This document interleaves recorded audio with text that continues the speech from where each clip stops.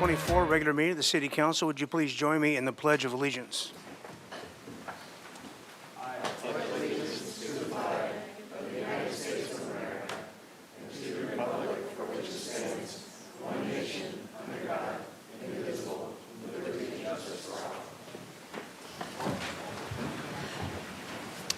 Madam Clerk, would you call the roll, please?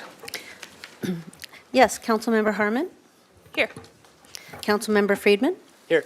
Councilmember Oscar Gutierrez. Present. Mayor Pro Tem Jordan. Here. Councilmember Snedden. Here. Councilmember Alejandro Gutierrez. Here. And Mayor Rouse. Here, and you have an item to read? Well, We have item 1, Arbor Week, March 7th through 14th, 2024.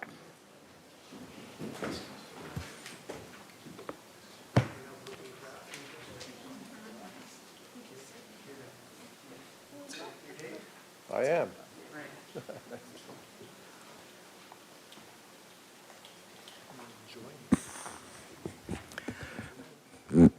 All right, it's Arbor Week, March 7th through 14th, 2024. Whereas Arbor Day observances are held in California and in the city of Santa Barbara throughout the months of March and April, and whereas California celebrates Arbor Day on March 7th and celebrates Arbor Week from March 7th through 14th each year, and whereas the city of Santa Barbara has been designated a Tree City USA for 44 years by the National Arbor Day Foundation and is proud of its 100-plus years of horticultural heritage and the health and diversity of the urban forest. And whereas the city of Santa Barbara maintains over 60,000 open space, park, and street trees and recognizes the importance of professional tree care and annual tree planting programs to sustain a livable community, and whereas trees are a critical part of the solution to combating climate change, mitigating the impacts of urban heat island effect, and capturing stormwater, and whereas trees play a key role in creating livable cities, providing significant public health benefits, and contributing to the community's economic vitality. Whereas the city, Santa Barbara Beautiful, contributes to the health of the city's urban forest through support for the street tree planting program, and whereas the city of Santa Barbara and Santa Barbara Beautiful collaborate with local schools to plant trees in observance of Arbor Day. Now therefore I, Randy Rouse, by virtue of the authority vested in me as mayor of the city of Santa Barbara, do hereby acknowledge and proclaim March 7th through 14th as Arbor Week in the city of Santa Barbara and recognize the value that trees provide in enhancing the quality of our lives. Thank you very much. Thank you very much. I'd like to say a few words. My name is David Gress. I've been a board member with Santa Barbara Beautiful for 45 years, actually longer than that, but we always are very happy to be here, and I want to thank the City Council and Mayor for recognizing the importance of trees in our community and recognizing the fact that Santa Barbara Beautiful has contributed to almost 14,000 trees now, to purchase the trees and then have the city plant them. And one of our major activities, of course, is Arbor Day, because that's Tree Day. And what we like to do is go to the elementary schools. This year we're going to 2, Adams School, which we did today, and Franklin School tomorrow, planting some trees. And we also, as part of that, we purchase books for each elementary school and secondary schools, and we give books to all the libraries in town. So again, thank you very much for your continued support of the urban forest. We couldn't do this without the Parks and Recreation Department. Nathan Slack is instrumental in helping us with these efforts, and we thank you. And thank you for all you do.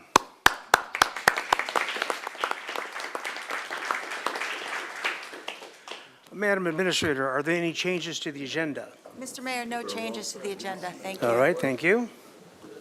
We'll move to the consent calendar. Do you have some items to read?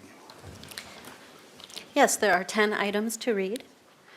Item number 2, proposed municipal code amendments pertaining to safe firearm storage in the city of Santa Barbara. Recommendation that council adopt by reading of title only an ordinance of the council of the city of Santa Barbara amending the Santa Barbara Municipal Code by adding chapter 9.35 regarding safe storage of firearms. Item 3, corrected headers in table 30.20.030.b and corrected section number 30.25.030 in Title 30 of the Santa Barbara Municipal Code pertaining to the average unit size density incentive program. Recommendation that council adopt by reading of title only an ordinance of the council of the city of Santa Barbara amending the Santa Barbara Municipal Code to correct clerical errors in the headers in table 30.20.030.b and section number 30.25.030 pertaining to the average unit size density incentive program. Item 4, proposed assignment of lease agreement number 28360, Anchor Rose Lounge, located downstairs at 113 Harbor Way. Recommendation that council adopt by reading of title only an ordinance of the council of the city of Santa Barbara authorizing the waterfront director to execute the consent to assignment of lease agreement number 28360, formerly known as Agreement 27073, with Captain's Cove LLC, transferring 51% of Ms. Amy Rose's capital interest to Mr. Brian Deminy, for the Anchor Rose Lounge, located downstairs at 113 Harbor Way, commencing upon the effective date of the enabling ordinance. Item 5, proposed assignment of lease agreement number 28361, Anchor Rose Restaurant, located upstairs at 113 Harbor Way. Recommendation that council adopt by reading of title only an ordinance of the council of the city of Santa Barbara authorizing the waterfront director to execute the consent to assignment of lease agreement number 28361, formerly known as agreement number 23328, with Captain's Cove LLC, transferring 51% of Ms. Amy Rose's capital interest to Mr. Brian Deminy for the Anchor Rose Restaurant located upstairs at 113 Harbor Way, commencing upon the effective date of the enabling ordinance. Item 6, lease amendment with Stearns Wharf Company, DBA Moby Dick Restaurant, located at 220 Stearns Wharf. Recommendation that council adopt by reading of title only an ordinance of the council of the city of Santa Barbara approving and authorizing the waterfront director to execute the amendment to lease agreement number 15309, formerly known as agreement number 10356, with Stearns Wharf Company, DBA Moby Dick Restaurant, deferring 3 months base rent with lease terms ending December 31, 2030, commencing upon the effective date of the enabling ordinance. Item 7, resolution to authorize Airport Patrol to join California Peace Officer Standards and Training. Recommendation that council adopt by reading of title only a resolution of the council of the city of Santa Barbara accepting the requirements of section 13510, 13512, and 13522 of the California Penal Code relating to the recruitment and training of peace officers for the Airport Patrol. Item 8, citywide traffic model update, adoption of the travel model development report, traffic impact analysis guidelines, and master environmental assessment guidelines for transportation analysis. Recommendation that council adopt by reading of title only a resolution of the council of the city of Santa Barbara adopting the travel model development report, traffic impact analysis guidelines, and master environmental assessment guidelines for transportation analysis. Item 9, authorization to execute U.S. Department of Agriculture Emergency Watershed Protection Grant for Coronel Path Slope Restoration Project. Recommendation that council adopt by reading of title only a resolution of the council of the city of Santa Barbara amending resolution number 23-076, adopting the budget for fiscal year 2024 to appropriate emergency watershed protection program grant funds and city funds for the Coronel Path Repair Project. Item 10, advisory group guidelines update. Recommendation that council adopt by reading of title only a resolution of the city of Santa Barbara rescinding resolution number 13-006 and adopting new advisory group guidelines. Item 12, 5-year Measure A local program of projects for fiscal years 2025 through 2029, public hearing. recommendation that council adopt by reading of title only a resolution of the council of the city of Santa Barbara adopting a 5-year Measure A local program of projects for fiscal years 2025 through 2029. And Madam Clerk, I had also request, you did not read item 11, but I have a request for that. It's not a. Okay, item 11, Cottage Hospital and 1805 grant acceptance for purchase of 30 automated external defibrillators, AED, and 35-year safety and maintenance plans for Santa Barbara Police Department emergency response use. All right, thank you very much. Now, I've got requests for item 10 and item 11. Are there any other items that anybody has a request to pull? Ms. Gutierrez? It's item 11. Okay. Are there any speakers online that request to speak on a specific item on consent? There are none. Okay. Oh. Are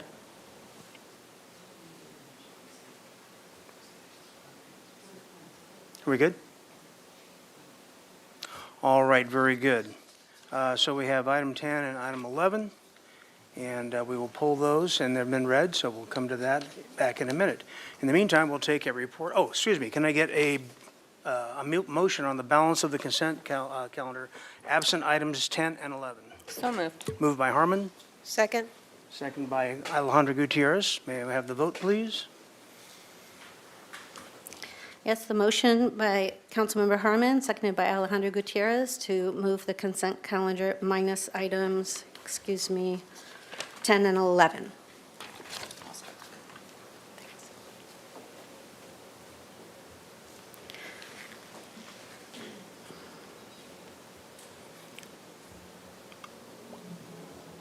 Passed unanimously. Thank you very much.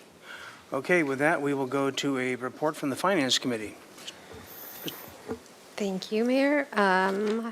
Finance, we talked about the restructure of the domestic violence solution loan on property located at 521 West Victoria Street. We also talked about the establishing fees for the citywide parklet program, and which we'll be having a presentation on. And then for item number 1 on the domestic violence solution loans, we did approve it.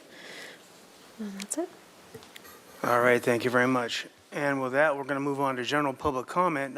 Given the difficulties with some of our online comments last week, I have a brief statement to read going forward so we all understand the rules. General public comment is timed at 3 minutes and must be limited to subjects not listed on this agenda that are within the purview of this body. If any person actually disrupts the proceedings or speaks on items not within the purview of this body, they'll be warned. And if the conduct does not cease, they will be asked to leave or the virtual participation will be stopped. Okay, very good. And with that, we'll move to general public comment. Start with Ed St. George. You have 3 minutes at the dais, Mr. St. George. Excuse me. Mandy, can you start that as soon as everybody has this, please?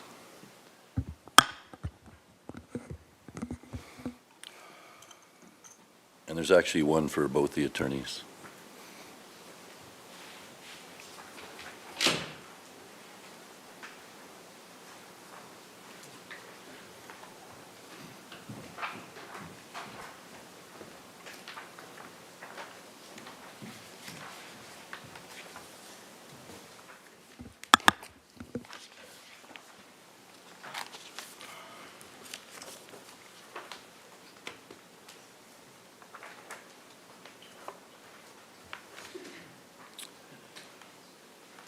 Okay, so I have a riddle.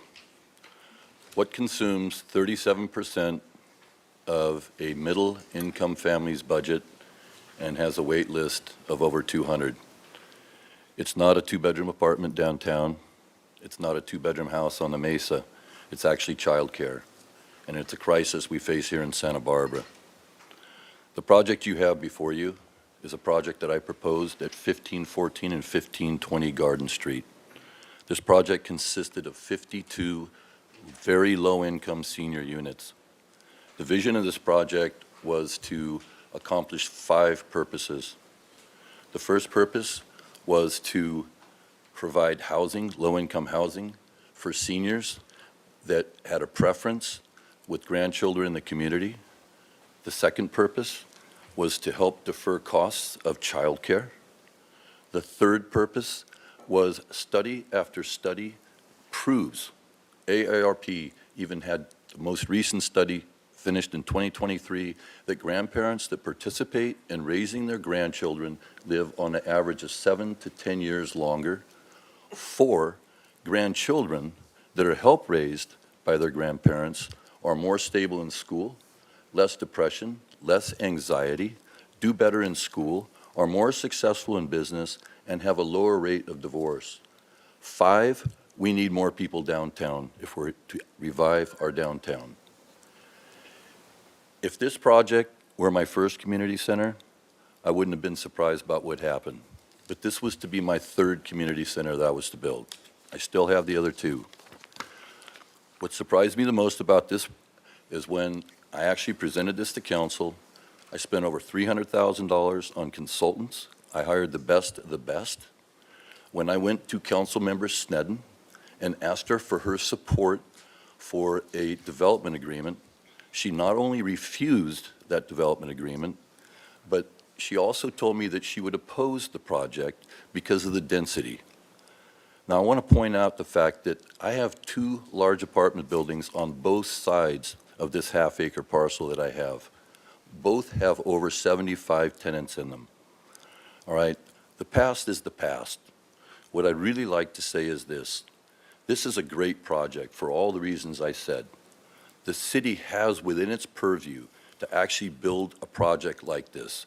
You have the funds and you have the ability to do it, and you have a great housing development. Rob Pearson, Rob Fredericks, these guys can handle it.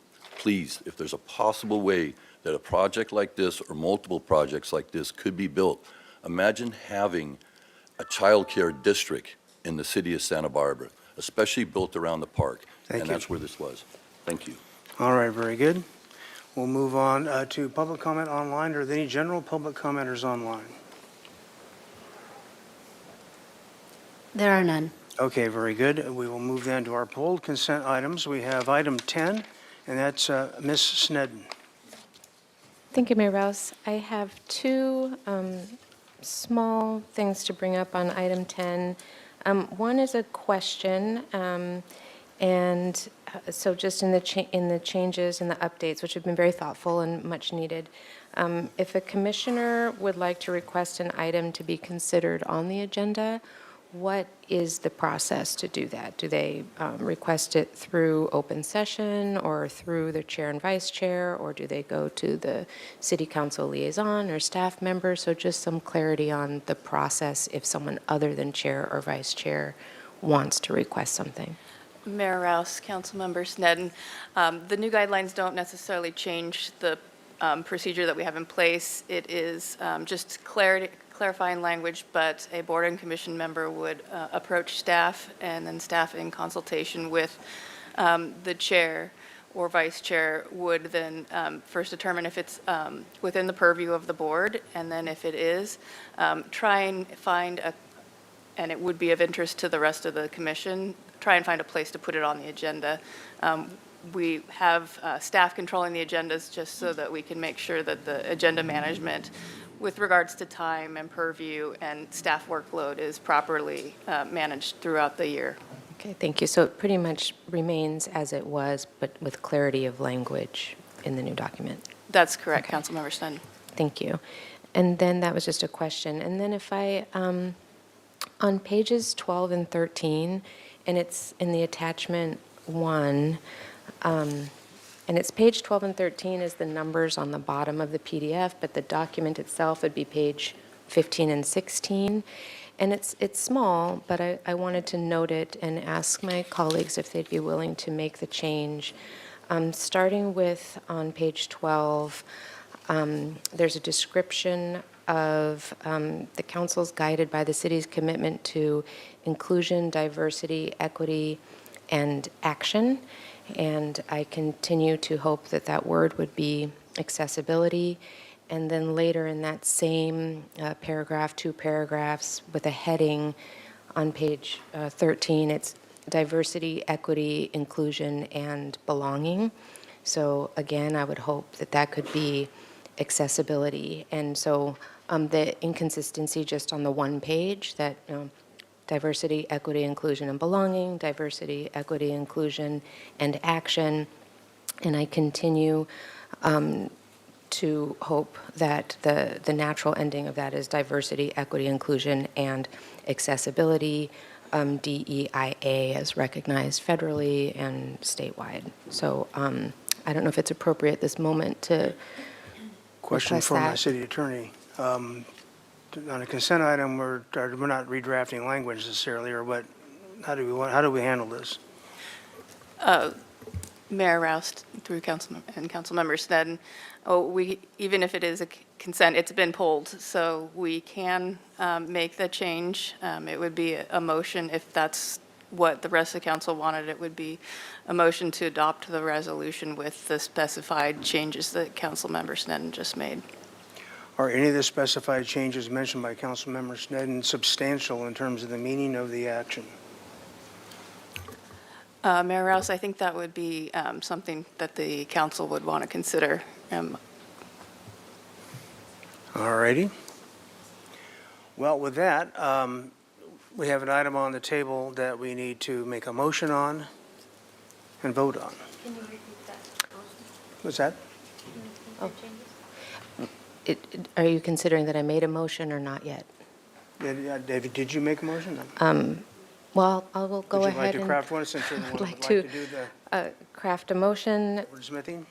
to accept the changes as staff recommendation with on page 12 and 13, the capital word belonging to be changed to accessibility, and on page 12, the capital word action to be changed to accessibility. So it's a total of just 3 words in one location across one page. So to be clear, that's to adopt the staff recommendation with the following changes you just identified. Yes, thank you. Okay, first by Sneddon, second by Jordan. And my question for you, Mrs. Ostringer, is once again, that's not changing the meaning or the action we're taking. It's basically just a little nomenclature. Is that correct? Generally, yes, the changing from belonging to accessibility could be similar. Okay. All right, we have a motion, a second. Is there any discussion on the item? Ms. Gutierrez? Could you, maybe you did, I missed it. Could you explain why you want those changes? Yes, thank you. It's come up previously, and sort of in schools, in state level, at federal level, DEIA, diversity, equity, inclusion, and accessibility is a sort of formalized, acceptable term. And in our documents on this one page, we are not consistent. We have diversity, equity, inclusion, and belonging with a capital B. And then we have diversity, equity, inclusion, and action with a capital A. And I've mentioned it before, but I'm just hoping that we could bring back the term accessibility in that spot. All right, very good. So we do have a standing motion on the dais, first and a second. No further discussion. Let's go ahead and vote, please. We have a motion by Councilmember Sneddon, seconded by Mayor Pro Tem Jordan, to accept the changes of staff recommendation on page 12 to 13, the capital word belonging to be changed to accessibility, and on page 12, capital word action to change to accessibility. Thank you.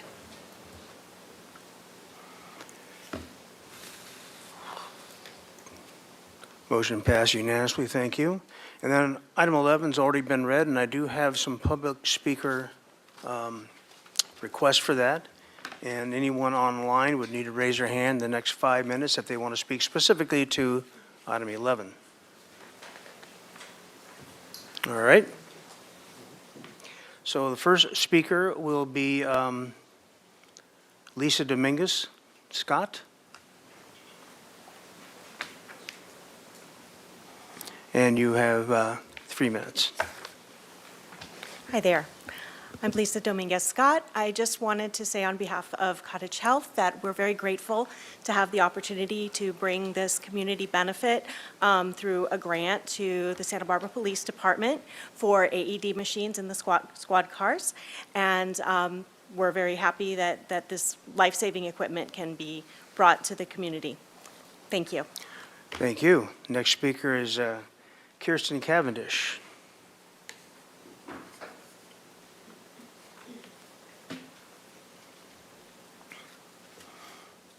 Hello, I'm Kirsten Cavendish from 1805.org. I'm the chairman of a non-profit. We support all the first responders of Santa Barbara County, and we're very proud to be able to say that our donors have given this support of $70,000 for this grant, and we hope that you accept it. Do you have any questions of me?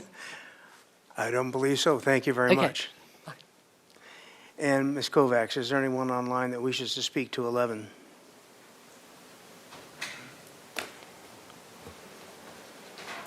Just verifying. No, there is not. Okay, very good. Chief, would you like to say a word?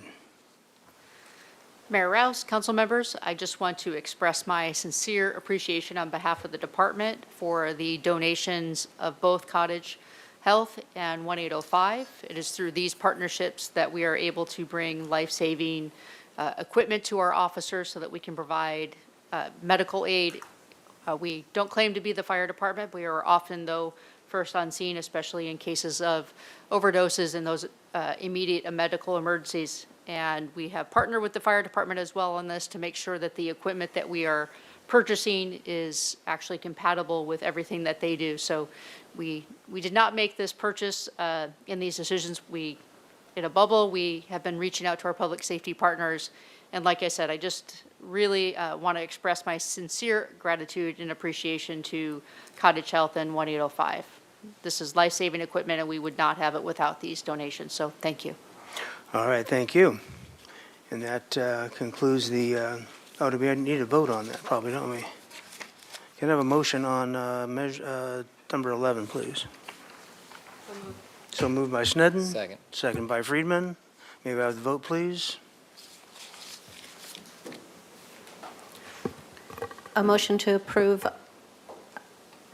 excuse me, item, are we on 11. 11. Oh, 11, okay, sorry. Motion by Kristen Sneddon, seconded by Friedman. Eric Friedman for the staff recommendation. Thank you.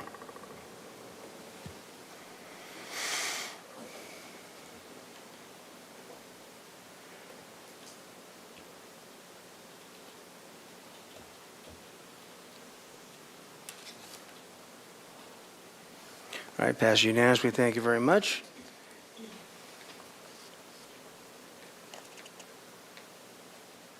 All right, council member committee assignment reports. Ms. Sneddon. Thank you, Mayor Rouse. Last week, I'm not the liaison, but the March 4th ABR hearing may be of interest to people in the pre-application from the Macy's project at La Cumbra. I did attend a CCRB meeting, attended several housing crisis committees, and note that at HLC tomorrow, they'll be hearing the archaeology report from a Arcader water treatment chlorine tank. And Mr. Friedman. I attended the airport commission, and we heard an item on the master plan that is coming up very shortly. Okay, very good. And with that, we will move on to our administrative agenda. Do you have an item to read, Madam Clerk? Item 13, Santa Barbara Airport Master Plan Update.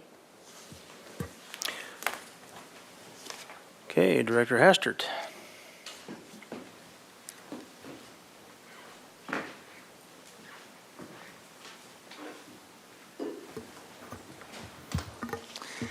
Mayor Rouse, council members, I'm pleased to be able to give you an update on our current ongoing master plan update progress. I want to just start off by saying that what you won't see a lot in this presentation is a discussion about drainage. With all of the recent flooding, I just want to assure you that we are looking at drainage as a part of a drainage master plan for the airport, as well as some potential short-term fixes, working with flood control, and our staff had a meeting just today to discuss some of those so that hopefully we don't have continued flooding issues at the airport. This is a process that you'll hear a little bit more about that is sponsored by the FAA, has certain FAA requirements for the items that we bring forward. But I just wanted to assure you that as we look at this master plan, we set some guiding principles that also bring in the local aspect of Santa Barbara and our values here in this community. So I'm not going to read through all of those, but obviously contain sustainability and community as a part of those discussions.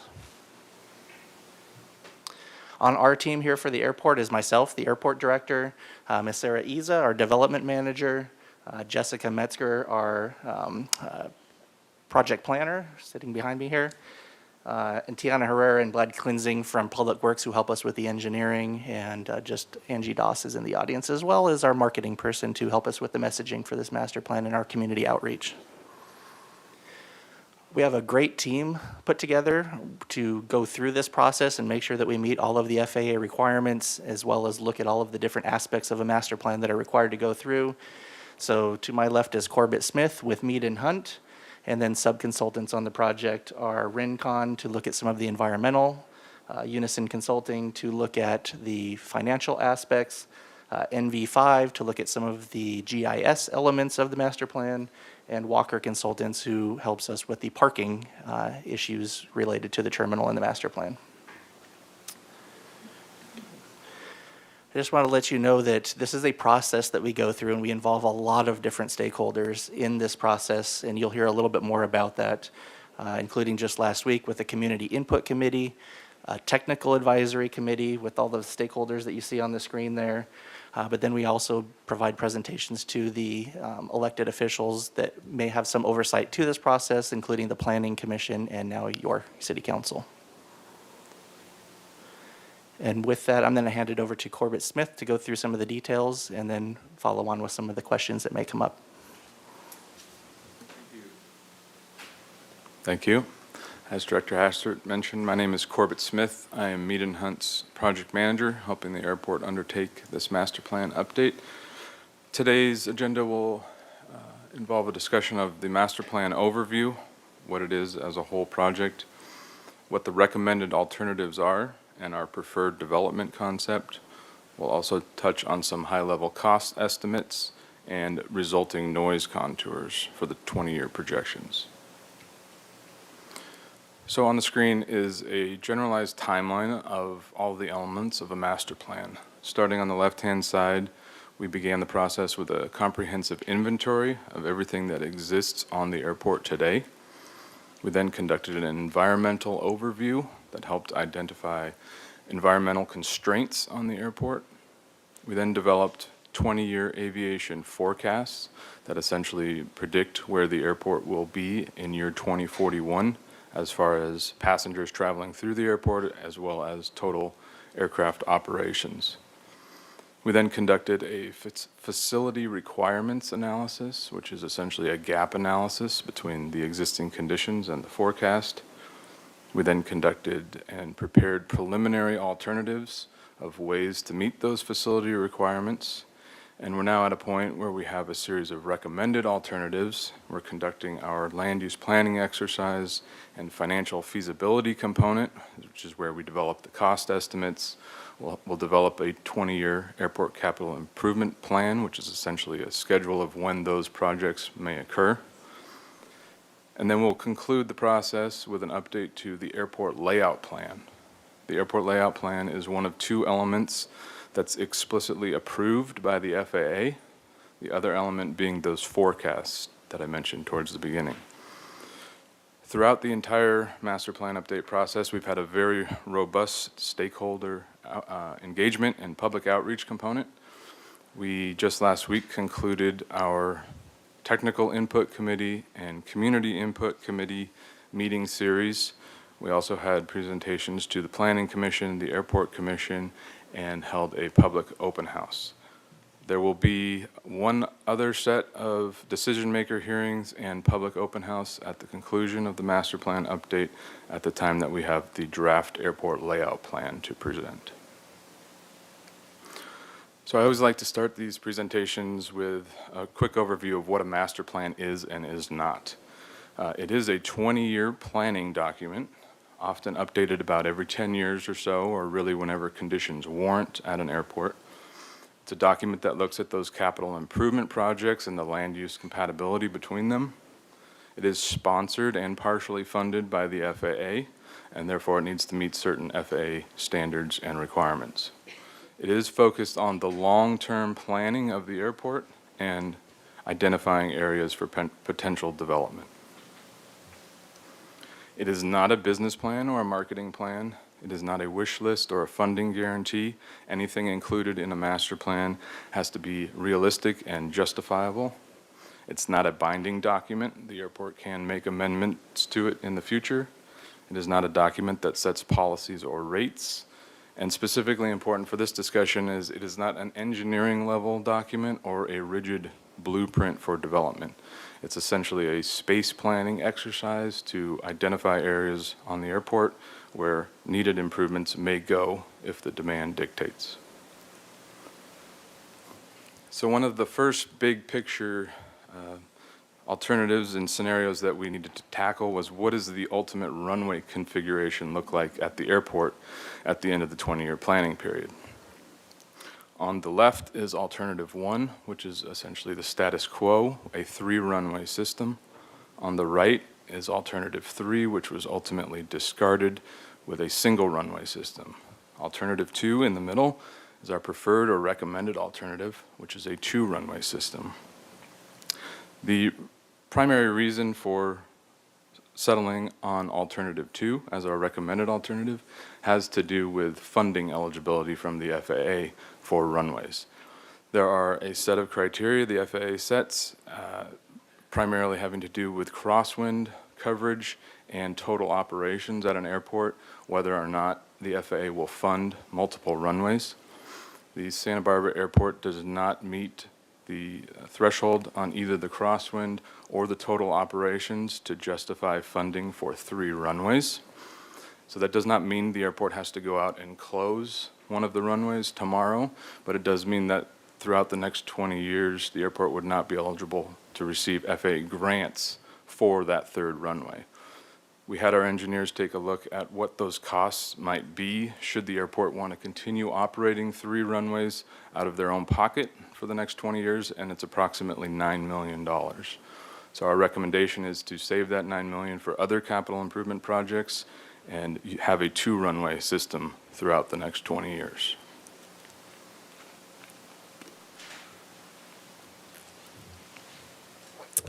So now we'll talk a bit about the terminal. And as I mentioned, this is a 20-year planning effort, but considering that the terminal is one of the biggest and most demanding users of airport property, it's very prudent to look even beyond 20 years. So what we're showing on the screen here on the left in the table is a summary table out of the aviation forecasts approved by the FAA. Specifically called out is that number in red, 878,000 enplanements by year 2041. An enplanement is simply a passenger boarding an aircraft. So if you want to think about total passengers traveling through the airport, you roughly double that number. So we're projecting, and the FAA agreed, 878,000 passengers may board aircrafts at the airport in 2041. But we wanted to look beyond that. As this is a planning document, what would happen if demand continued at that pace beyond the 20 years? What should the airport be planning for space-wise? So in the facility requirements chapter, we identified what we call planning activity levels, specifically PAL 3, which represents 1.1 million annual enplanements. Again, even though that is beyond the 20-year period, it's prudent to look at something bigger and longer term. And that results in a total of 8 gates that the airport would need, with boarding bridges, and a total of 34,000 square feet beyond the terminal improvement projects underway today. Now, that 8 gates is still a total of 8 gates. That's not in addition to the terminal improvement projects underway, a total of 8 gates. So we looked at a number of alternatives as to how the airport may accommodate those 8 gates and additional square footage into the future. And what's on the screen is our recommended alternative, which is essentially a new concourse shown in orange. I'll just take a moment and talk about the different colors on the screen. In the top left corner in dark blue is the existing terminal's footprint. The light green surrounding and to the right of it is the terminal improvement projects underway today. The blue automotive parking is the Southfield redevelopment project, also underway outside of the master plan. And then that orange rectangle with connector is what could be a potential future concourse. Again, long-term, beyond the 20-year period. And this is essentially a space reservation exercise. This particular alternative would be contingent on that runway closure, runway 15 left, 33 right, ultimately being closed. With that closure, it would open up some of the infield area for this terminal to move out into the west, away from that very constrained corner. And again, this would accommodate those 8 gates, 2 remain overnight parking positions, and be a very long-term vision. Related to the terminal, we also looked at some improvements that could be made on the curb immediately outside of the terminal building, the existing terminal building. Our recommended alternative is really a combination of 3 minor alternatives put together that includes new signage, marking, wayfinding, and messaging for the public to better utilize underutilized portions of the curb front. We'd also recommend separating the inner and outer curb, one being designated for pickups, the other being designated for drop-offs. We would also propose a slight modification of the short-term parking lot to accommodate a dedicated area for TNCs, transportation network companies, to pick up and drop off their passengers. Preliminary cost estimates for this would be a modest $50,000, excluding design fees. And now we'll talk about general aviation and potential improvements to accommodate the demand for general aviation throughout the next 20 years. The approved forecast expects that 44 additional general aviation aircraft will make their home at the Santa Barbara Airport over the next 20 years. So our recommended alternative is a variety of sizes and locations where the airport could accommodate those 44 additional aircraft. In fact, we have hangar space for beyond 44, depending on how and when the demand materializes. Related to this, we'll talk a bit more in a moment, is an FBO redevelopment project that's underway outside of the master plan in the northeast quadrant of the airport. The master plan assumes that a portion of general aviation demand for services and facilities would be accommodated through those FBO leaseholds as well. Planning level estimates, depending on the exact configuration and the number, between $17 and $34 million for these hangar projects. We also identified needed improvements for the fuel farm system at the airport. There has been history of supply chain interruptions and shortages resulting from those. The existing fuel farm location at the airport is very well suited to accommodate expansion. The circular drive lanes have plenty of room to double the airport's existing fuel storage. That could be a combination of 100 low lead and Jet A, which are the 2 fuel types commonly used today, but also there's a potential to receive expansion in sustainable aviation fuels or non-leaded aviation fuels, should the demand materialize for those fuels. Our cost estimates for this are approximately $8.7 million. And then we looked at what is an exciting new entrant into the aviation world, and that is the advent of eVTOLs, which is electric vertical takeoff and landing aircraft. We think that Santa Barbara is very uniquely positioned to potentially receive demand from these throughout the next 20 years. And as this is a planning document, it'd be prudent to identify a location on the airport to accommodate them if indeed that demand does arrive. We looked at a number of alternatives, I think 6 in total. This was the only site that met all of the FAA's siting criteria for vertiports. We estimate costs for this to be approximately $2.7 million. And on the next slide, we have what came out of our community input meetings was a desire to look at the underlying land uses. So that colorful background is the City of Goleta's land use designations off airport property on the other side of Fairview. In the middle of the screen is the vertiport itself with the trapezoids representing approach and departure paths, as well as the resulting noise contours in the green circular lines around the vertiport. We heard last week that there is potentially a residential overlay over part of this that we haven't recognized yet, so we'll be looking into that this week. And we'll talk a bit more about noise in a moment. So on the side of auto parking, there's really 2 components that we needed to identify alternatives to accommodate demand from both the passengers traveling to the airport over the next 20 years, but also the airport's long-term plans to discontinue use of the remote economy parking lot. So combined together, that equates to about 1,250 parking stalls needed over the next 20 years. We looked at a number of sites. However, the only site that could adequately accommodate all 1,250 stalls would be a 3-story parking garage immediately south of the existing terminal building. Planning level cost estimates for that 3-story parking garage would be approximately $45 million.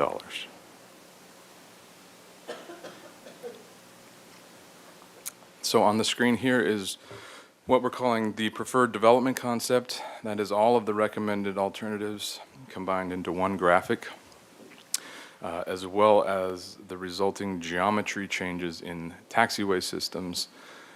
Several changes to the taxiway system would be a result of changes in FAA standards as to how the FAA wants to see taxiways connecting to runways, but there would also be changes such as a new parallel taxiway constructed to accommodate and allow aircraft to access the one singular crosswind runway in the future. FBO redevelopment area is shown on this graphic in the purple trapezoids in the northeast corner. That's the area I mentioned where we expect those FBOs. Sorry, I didn't explain FBO. FBO is fixed base operator. Those are private businesses that provide services to the general aviation community. Now we'll talk about noise. And the first thing I always like to tell everybody about noise is that these contours on the screen do not represent what people hear. They don't reflect annoyance from aircraft overflights. These are strictly a noise contour that's in the FAA-approved noise metric, which is CNEL, Community Noise Equivalent Level, which is run through a computer model. It penalizes aircraft operations that occur at night and in the evening by adding decibels to them to reflect the annoyance factor. And what you'll see on the screen, starting on the left-hand side, is a black line. Those are the noise contours from the prior master plan, representing the base year of 2011. Then in blue, the blue line is the base year noise contours from this master plan update, representing year 2021. And the green dashed contour lines represent that 20-year outlook at 2041.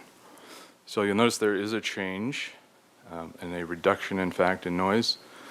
There's 2 big factors in that change of contour size. One is strictly the total number of operations that were assumed in the 2011 base year contours are higher than the base year contours today in this master plan update.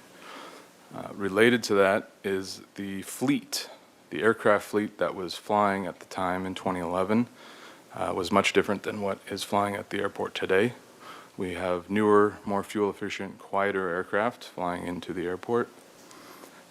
A couple of other areas worth noting on here is the circular bulge in the northeast corner from the vertiport. So that's what was on the other slide. We assume that vertiport becomes operational in 20 years, and those are the resulting noise contours from the eVTOLs flying to that location. No.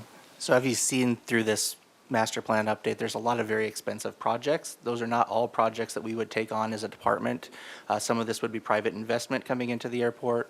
Some of it would be funded through the Airport Improvement Program, which is financed at 90.66% grant from the FAA with a just under 10% match. And then when we talk about other structures like the parking structure, there could be other funding streams that come into that.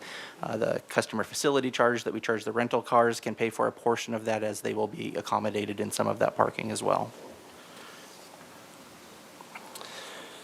The sustainability impact is also looked at with this document.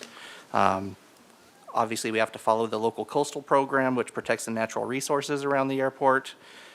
Sea level rise adaptation is also being looked at as a separate document to be incorporated into the master plan. Aircraft electrification and sustainable aviation fuels are definitely something that we encourage and look forward to for the future for Santa Barbara Airport. And updates to our existing recycling, reuse, and waste and reduction program as well. Up on the screen is the next phase after the master plan comes back, is approved, and the airport layout plan is submitted to the FAA. There is a lot of additional work that has to be done on the environmental side, which will also allow for much more public input into all of these design alternatives.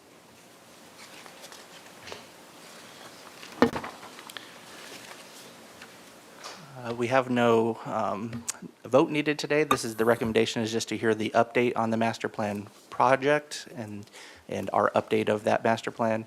We encourage any comments that you have as we finalize this document, and we would be available to answer any questions that you may have. Thank you very much. Questions from council. Mr. Jordan. Thank you, Mr. Mayor. Thank you, Mr. Hasdert. Just a couple, and I think they just kind of, they're not necessarily pertinent to this. They just kind of continue the conversation on noise.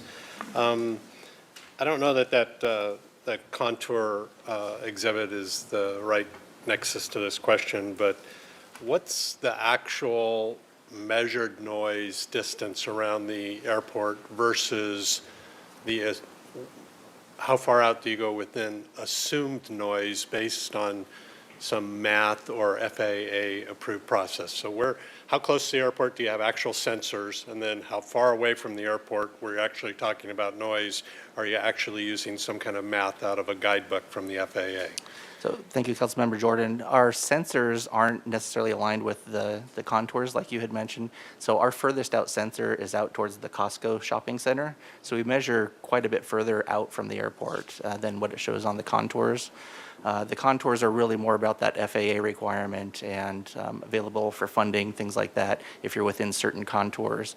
But we look at much further out. And then in addition, as we move forward, as you're aware through the previous work that we've done with the city of Goleta, we're looking to do a more comprehensive noise study as well, which would be a lot more comprehensive than the requirement just for the noise contours that are in the master plan. Will that go the other direction too, east? So you pick up I mean, do you have sensors going much further east past Fairview, like into the Mesa, that kind of thing? So thank you, Councilmember Jordan. We do have a sensor to the east as well. I'm unsure of the exact location for the distance, but I know it is beyond these contours as well. And would we be, when we get around to expanding the actual use of those, will we, say for example, end up with something out over Hope Ranch area or Campanile Hill? Would we go that far east, or would we just do something and then rely upon an FAA algorithm to tell us what the noise should be further away? So thank you for the question, Councilmember Jordan. I just had a meeting with our operations supervisor, Greg Goodsell, yesterday to talk about what could we be doing differently in the future to help look at noise in the community. One of the items that we're potentially looking at is a portable noise sensor that we could take to various locations. So if there's somebody that wants to know more information about their specific location, we would be able to deploy that and bring in some valuable information as well. Then just same kind of question, it's all about me, on the Mesa. So, but myth or not, in my words, the private jets, I think, are doing a really good, I'm sorry, the commercial jets, so the flag jets, the Southwest, et cetera, are doing a really good job staying out over the water these days. I think compliments to you and your team, more so than in the past. But I think the jaws still drop over private jets, working their way well inside the ocean. I mean, I think I've sent you a couple flight-aware paths where I'm estimating they're probably going straight in up to Earl Warren before they turn. Do we have any regulation tools for private jets, or are they just like the Wild West compared to the real airlines? So thank you, Councilmember Jordan. I will say that the airlines have an additional tool that the corporate jets do not have, and that's those proprietary approaches based on GPS. So we are looking at potential options to work with the FAA to develop some different approaches that would also allow those corporate aircraft to use a tool similar to what the commercial airlines are using. Perfect. Thank you so much. Thank you, Mr. Mayor. Thank you. Before we go to our next question, I want to announce online, if you want to raise your hand online to speak on this, you may do that until 5 after 3. Thank you. Ms. Gutierrez.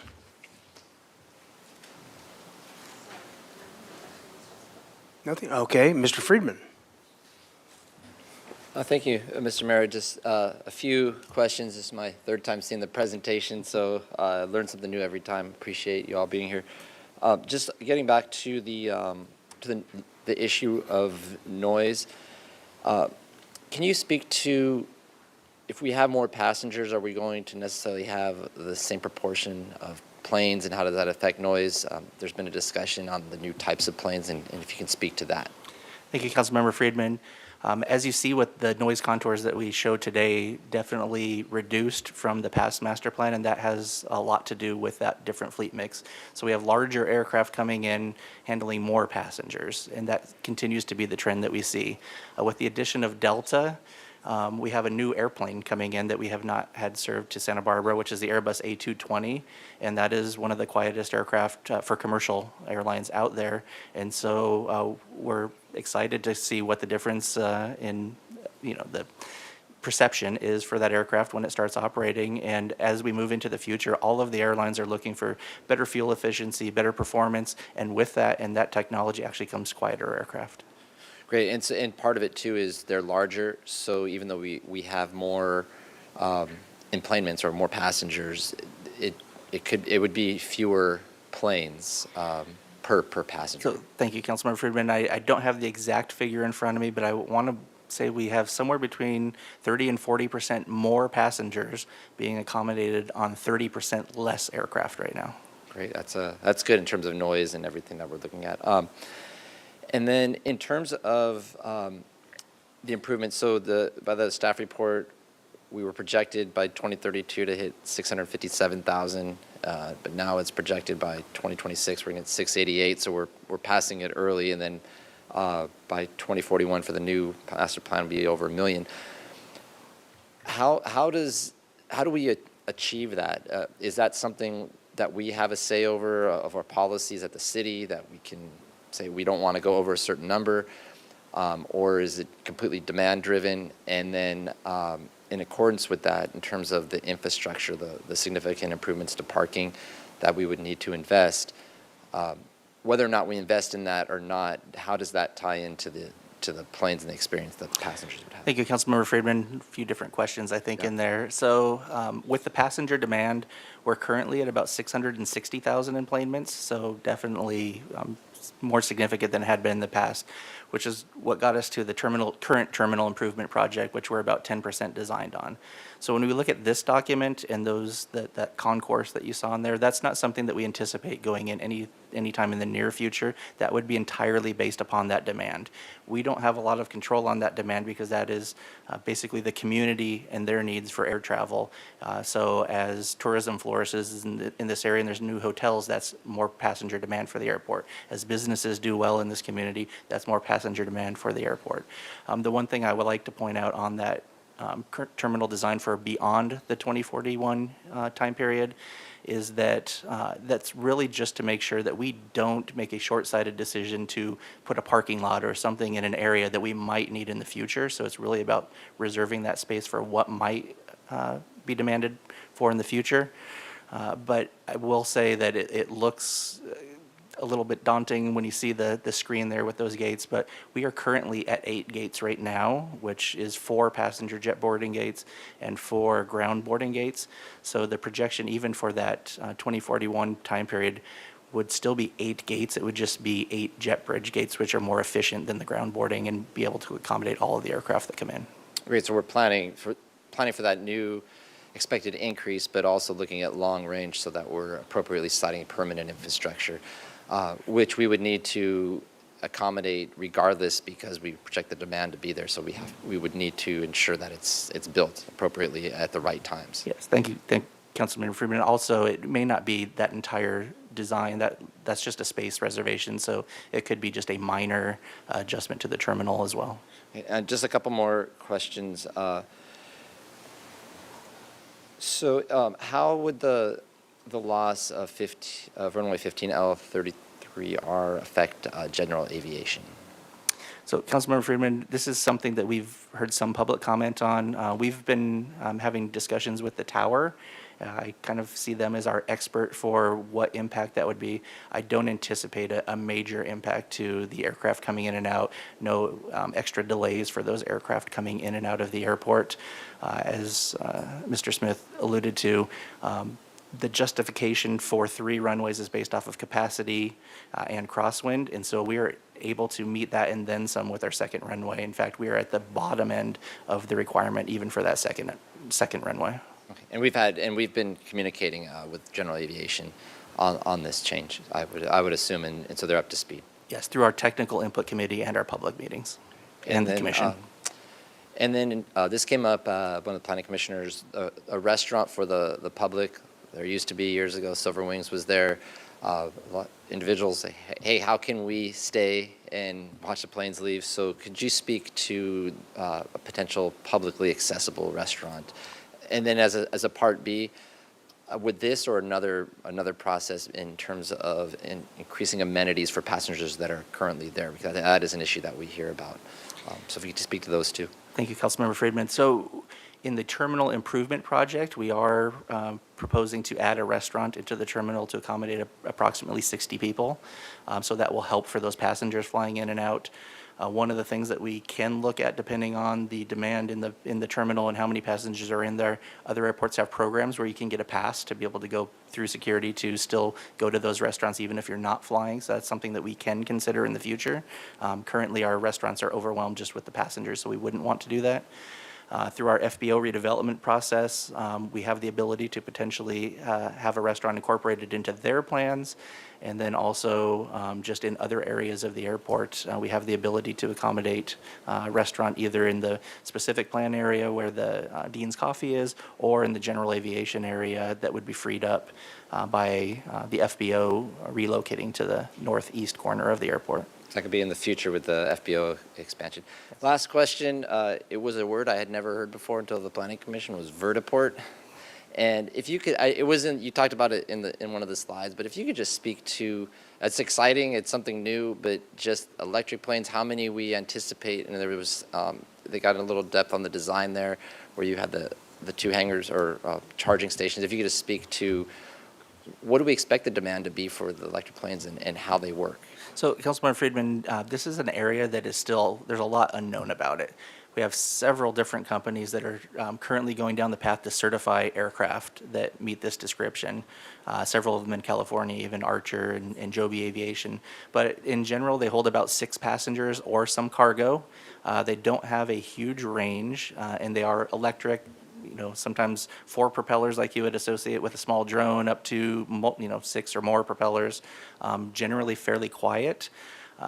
The use anticipated right now would be more for LA or San Francisco area passengers trying to get to Santa Barbara, but again, it's only 6 passengers or so at a time. In addition, it could be UPS or some other cargo operator that operates them as well. None of them are currently certified. It's going to happen quickly, but we don't have a lot of details yet. Thank you. Exciting. Be interested to learn more about it as it comes forward. Thank you. Ms. Sneddon. Thank you, Mayor Rouse. And I'll have some comments, but this is just 2 questions, and I'm glad Councilmember Friedman asked about the viewing area. I just want to make sure, or the restaurant viewing area. Could it also be considered that be outside the terminal? I'm just thinking of elderly people or little kids getting through the screening terminal is sometimes a hardship. It would be nice if it was accessible a different way. So thank you, Councilmember Sneddon. So we are looking at different food options for pre-security. Unfortunately, we are so restricted on space. We don't even have the space that we need for the normal operations. So having a restaurant on that side, which probably wouldn't do as well because you don't have passengers sitting there waiting for a flight. Obviously, there's pay parking, other things associated with that. So around the terminal area, we're primarily looking at post-security or smaller options. It could be a little coffee shop or something like that. If you're looking for a full-service restaurant, that's more related to either the FBO redevelopment area or other places on the airport. Thank you. And then I had a question about, since we're looking so long-term planning, aviation museum. We've talked a little bit about the possibilities of that. It'd be nice to see it in this document somewhere, if you could give us an update on that. Thank you, Councilmember Sneddon. There's a lot of different opportunities. Obviously, our visitor center is currently being used for a displaced flight school with the FBO moving around that we did about a year ago. So we have a few different opportunities out there. One of them that we'll be coming back to you to discuss is the General Western Aero hangars. So that is definitely something that we have in mind as well. Thank you. And just to clarify, so that wouldn't be part of this master planning, that would be a separate project? Thank you, Councilmember Sneddon. The master plan is really focused on the demand needs of the airport, but it does not rule out our ability to do a museum on the airport. Thank you. Ms. Gutierrez. So I know this presentation is about the expansion of the airport, but just listening through your slides, I can't help to think, could you talk about maybe any new security protocols that you have thought of, since we're going to have more passengers coming through the airport? If you're going to hire more, police officers, could you talk about a little bit about the safety? Is that going to change? So thank you, Councilmember Alejandra Gutierrez. We're always looking at meeting or exceeding any of our requirements that the federal government places on us. So currently security is regulated through the Transportation Security Administration, TSA. It's more than what you just see as far as screening of the passengers going through. It encompasses everything from the perimeter of the airport to our own employees, all of that. And so we are constantly making improvements, and a lot of it goes unnoticed. We have a very professional airport patrol team who also assists in that, and then we also have security aides on the front curb to assist with that. So as we move forward with more passenger growth, we may need additional people. We don't currently, but it's getting to that point where it is pretty tight. But involving increasing the security and keeping that top of mind, even small actions like we took today with looking to become part of POST, all of that translates to better security for the airport. All right, very good. Just a couple quick ones. Mr. Hastert, vertiport versus rotor pad, wouldn't that be the same basic use? Is that? So thank you, Mayor Rouse. Very, very similar. I think the only difference would be that a vertiport is more focused on passengers coming in that may not be so associated with that aircraft, whereas helicopters coming in typically have passengers that are affiliated with something else going on at the airport, or going to an FBO, something like that. So this would just be related to trying to get the passengers off the airport a little bit more quickly than where our rotopads are. Thank you. And the last one was about the alternative two, which is your preferred one. We're going down to one runway for GA, or the crosswind runway, should we say. And I was just thinking about capacity, particularly during COVID, when GA really ramped up and was, when commercial really wasn't flying. So we feel like that's going to be sustainable within our capacity to grant fund that, is keeping one crosswind runway open then. So thank you, Mayor Rouse. The one crosswind runway that we have is already at the very low end of eligibility, so Okay. we will continue to advocate for that runway and maintaining that runway. We're very constrained with the mountains on the north side of the airport, so it gives us quite a bit of flexibility. Justifying the third is where we have a lot of difficulty. The second runway, although at the lower end, we feel comfortable in justifying. But do you see a bottleneck with GA if that goes away? So thank you, Mayor Rouse. We are well below the amount of operations Okay. that our current runways can handle without that third runway. I was just thinking about the projected out and whatnot as you see things. And of course, as we get the FBOs built, we may end up with more GA capacity, with hangar capacity and perhaps services. So Yeah, who thank you. knows? Very good. Are there any, there are no speaker slips, or is anyone online for this item, Madam Clerk? There's no one online for this item. Okay. Does anybody on council have another, it's not an action item, but do you have a follow-up comment? Ms. Snedden? Thank you, Mayor Rouse. Just a couple comments. I just really want to thank you for your continued attention to noise in the area and interacting with the neighbors. I just keep hearing such positive feedback about that.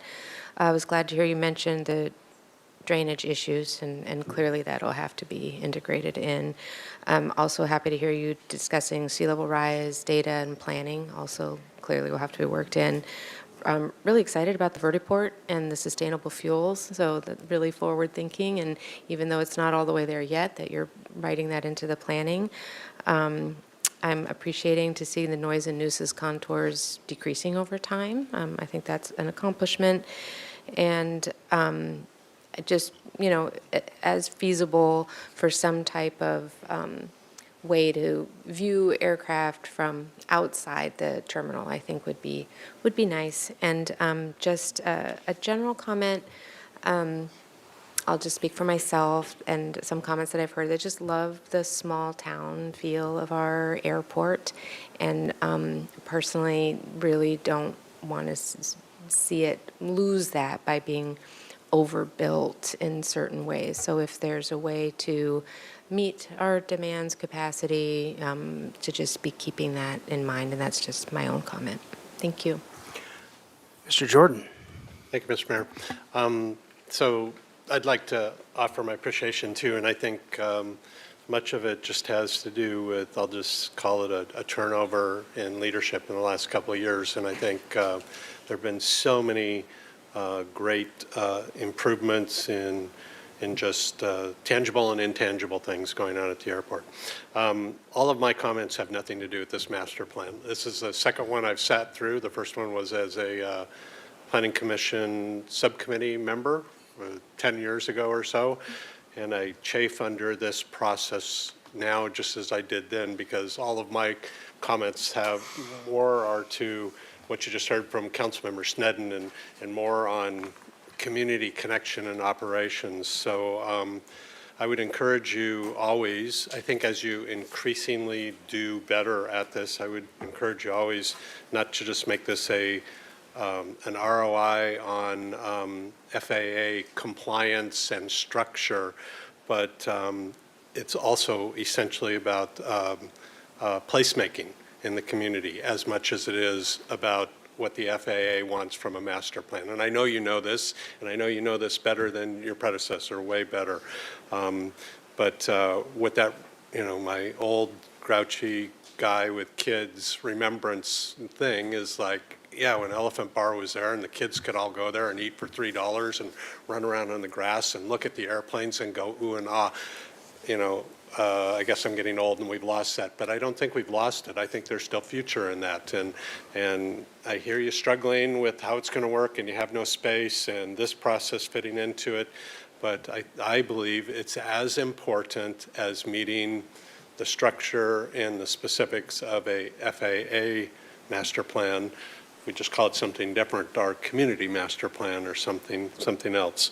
And then still not on the master plan. I think about So that's an improvement that I offer for there too. And the other one is that while you're master planning, I think in the future there has to be an improvement made for baggage handling. I'm sure we don't have space, we don't have people, that's in the wrong place, but I just hear that constantly and experience it also when I fly out of there, the awkwardness of the baggage, and especially if there's more than one plane coming in at the same time. Last comment, you heard I'm sure you're sitting in the back of the room and heard a question today on a prior comment about boards and commissions and involvement of community members on boards and commissions. And to me, there's sort of a evolution going on right now in boards and commissions, and certainly at the ones that are below the power boards, the Planning Commission, Architectural Review Board, and Historic Landmarks Committee. And I think the 7 of us and staff work really hard out in the community to get really capable, passionate subject matter people involved on those boards and commissions. And then they chafe a little bit because historically those boards and commissions are a report out rather than a very involved engagement between staff and the boards and commissions. I think that's a positive thing. I was on the Water Commission when that took place. I saw that happen a couple of years ago, I think, with some changes in Mayor membership Rouse. on the Airport Commission. Councilmember Ms. Jordan, Ostrander. this is getting a little bit off the I'll agenda. go back topic. on then. Thank you. So I just want to encourage you to continue that pathway too, because I think that is the pathway to getting to the point where we're talking about community master plan nexus rather than a structured FAA-related master plan nexus. Thanks. Ms. Gutierrez. I just want to thank staff. I know that last year was a little crazy during the budget, and you've had a lot of changes within your department. And I just wanted to thank the staff in this department. This presentation was awesome. And everything you've done, you really have heard the needs of the community. You've heard council, and I just want to say thank you. Thank you for your hard work and your professionalism. Thank you. All right, very good. Well, thank you very much for your presentation, and we will move on to the next item. If you'd read that, please, Madam Clerk. Item 14, establishing fees for the citywide parklet program. Resolution. Recommendation that council adopt by reading of title only a resolution of the Council of the City of Santa Barbara establishing fees for the citywide parklet program. All right, very good. This is going to be a pretty active item in terms of speakers, so I would like to request that all speaker slips and online hands are raised by 3:30 at the time cutoff, all right? And with that, but we don't have any staff anyway, so what the hey? Oh, there they are.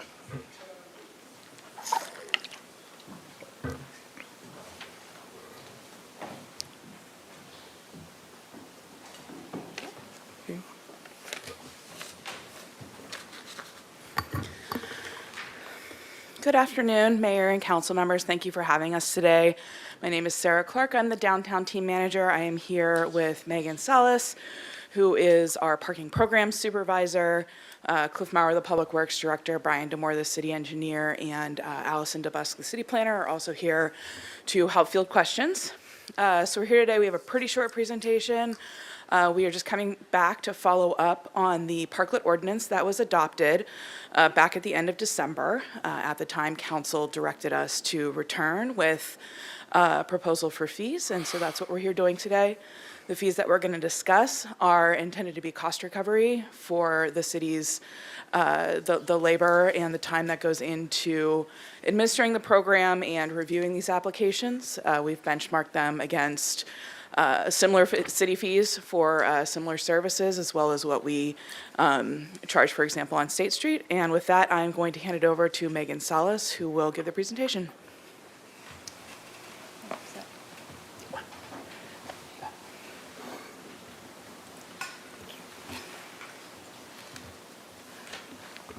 Thank you. Hello. Mayor Browson, council members, I'm here today to review staff's recommended fees for the citywide permanent parklet program. Just as a review, this program was adopted, the ordinance 6134 was adopted on December 12th, 2023, and it authorizes and regulates parklets in the public right-of-way. It established the parklet license application process and directed staff to prepare a resolution establishing fees for the program. So businesses with existing parklets were required to submit an application for preliminary review by February 1st. 15 applications were received for existing parklets, and 2 applications were received for proposed parklets. Staff are currently reviewing those preliminary applications. We have a target completion date on that review for March, the end of March, but we are actually running a little ahead of schedule on that, and we hope to start issuing preliminary reports within the next week to businesses. The preliminary reports will provide a roadmap to businesses that it will include the applicable fees and the requirements for having a parklet at that location, whether they are required to have CDP, what design board they will go through over the design process. The parklet application, the business will then submit a parklet license application if they would like to go through with that process.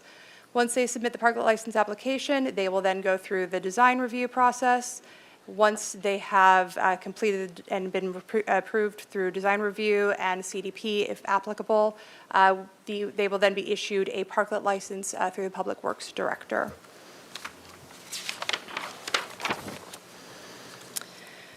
So as noted earlier, staff were directed to return to council to establish fees for the parklet preliminary review process, the license application process, and the annual license fees. Staff recommended the following fees, and which were determined by estimated staff time and by reviewing the existing fees for similar city programs. Finance Committee this afternoon concurred with proposed fees, but asked for options to spread the cost of application fees out a bit. So I will get to staff's recommendations on that in a moment as we go through the fees. So the preliminary application fee, staff recommends a fee of $514, which mirrors community development's preliminary application fee for outdoor dining on private property. The parklet license application fee. Staff recommends $2,500 to account for staff time to review the proposed parklets, as well as to process the applications, and for engineering and traffic safety to review for compliance. Staff recommends, this is where we can delay some of the fees. So staff recommends that $150 of the parklet license application fee be paid along with the application submission. And then the applicant would go through the design process, CDP, if applicable, and then they would pay the remainder of the $2,500 would be due when they complete that process. So they would know where they stand with the design process before they had to submit the remainder of that fee. And then the parklet license fee, staff recommends an annual license fee that is equal to the outdoor business facility license fee on State Street. That fee is $2 per square foot per month. For this program, that would be paid annually, so it equals $24 per year per square foot. And then with the coastal development permit, as with the outdoor dining on private property program, staff concluded that these projects would take significantly less time than standard proposals, so is proposing the reduced fee of $5,535. And that is what I have for you today, so we are here to answer any questions. Very good. Questions from council? Mr. Jordan. Thank you, Mr. Mayor. Just one, so you mentioned you're going to collect the parklet license fee annually, and that's, everything else is, we're collecting as earned for work done, but you're collecting rent in advance. We're not calling it rent. I know we're not on purpose. But if a business closes halfway through, is that the parklet license fee for the months that there's not a parklet out there, would that be refunded? Mayor Rouse, Councilmember Jordan, yes, we could refund any unused portion so long as the facility itself was removed from the right-of-way. So if the intent is that a new business were to come in afterwards and use the same facility, we would ask that it continue to be kept. Makes sense. Thank you. Ms. Gutierrez. So I'm going to be very fair on both sides. So I'm part of the city staff team, and I understand the fees, and I know that during council, we asked about breaking those fees. My only question would be, how can we secure that the business owner is going to make sure that if they go through the process, let's say they decide halfway through the process, oh no, I don't want this, but city staff did the work and they're left without getting, the rest of the money. So how can we come to an agreement that if you're going to start this process, is there a way that we can provide the business owners an outline of everything they need to do so they can start budgeting of how much it's going to cost? So in the middle of this process, they're not overwhelmed. They said, this is a lot more than what I budget for. I'm going to stop. And then both parties lose.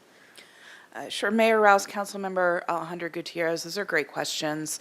To your point about the expectation and whether or not they want to carry on with the process, that's the purpose of the pre-application process. So at that point, we will give them as thorough a list as we are able of the requirements for their facility. Now, the one part where that's a little bit of an unknown is going to be the design review. We are going to advise them if they are in El Pueblo Viejo to follow the design guidelines that are in place there. We are going to refer them to the design requirements that are in place for State Street as a starting point, as a jumping off point. But it's really going to be up to those design review boards what kind of changes they may want to see to those for those facilities. But in terms of, engineering and traffic barriers and things, those will all be outlined, those requirements. They are either already in the ordinance or they will be described in that pre-application report. To the other portion of your question about, what happens in terms of, when the city's already done the work but hasn't received the fee. The goal with splitting up the license application fee would be really the initial part, the $150. At that point, we would not be doing a thorough public works review. We would basically just be taking in the application, and then we would hold it until the community development review processes, whether that's design review, CDP review, were complete. And so then, if they decide to move on with the process, then we would engage in that more thorough review with our engineering staff, at which point we would collect the remainder of the fee. So the goal is to take in fees that will cover our cost of doing the work before we do the work.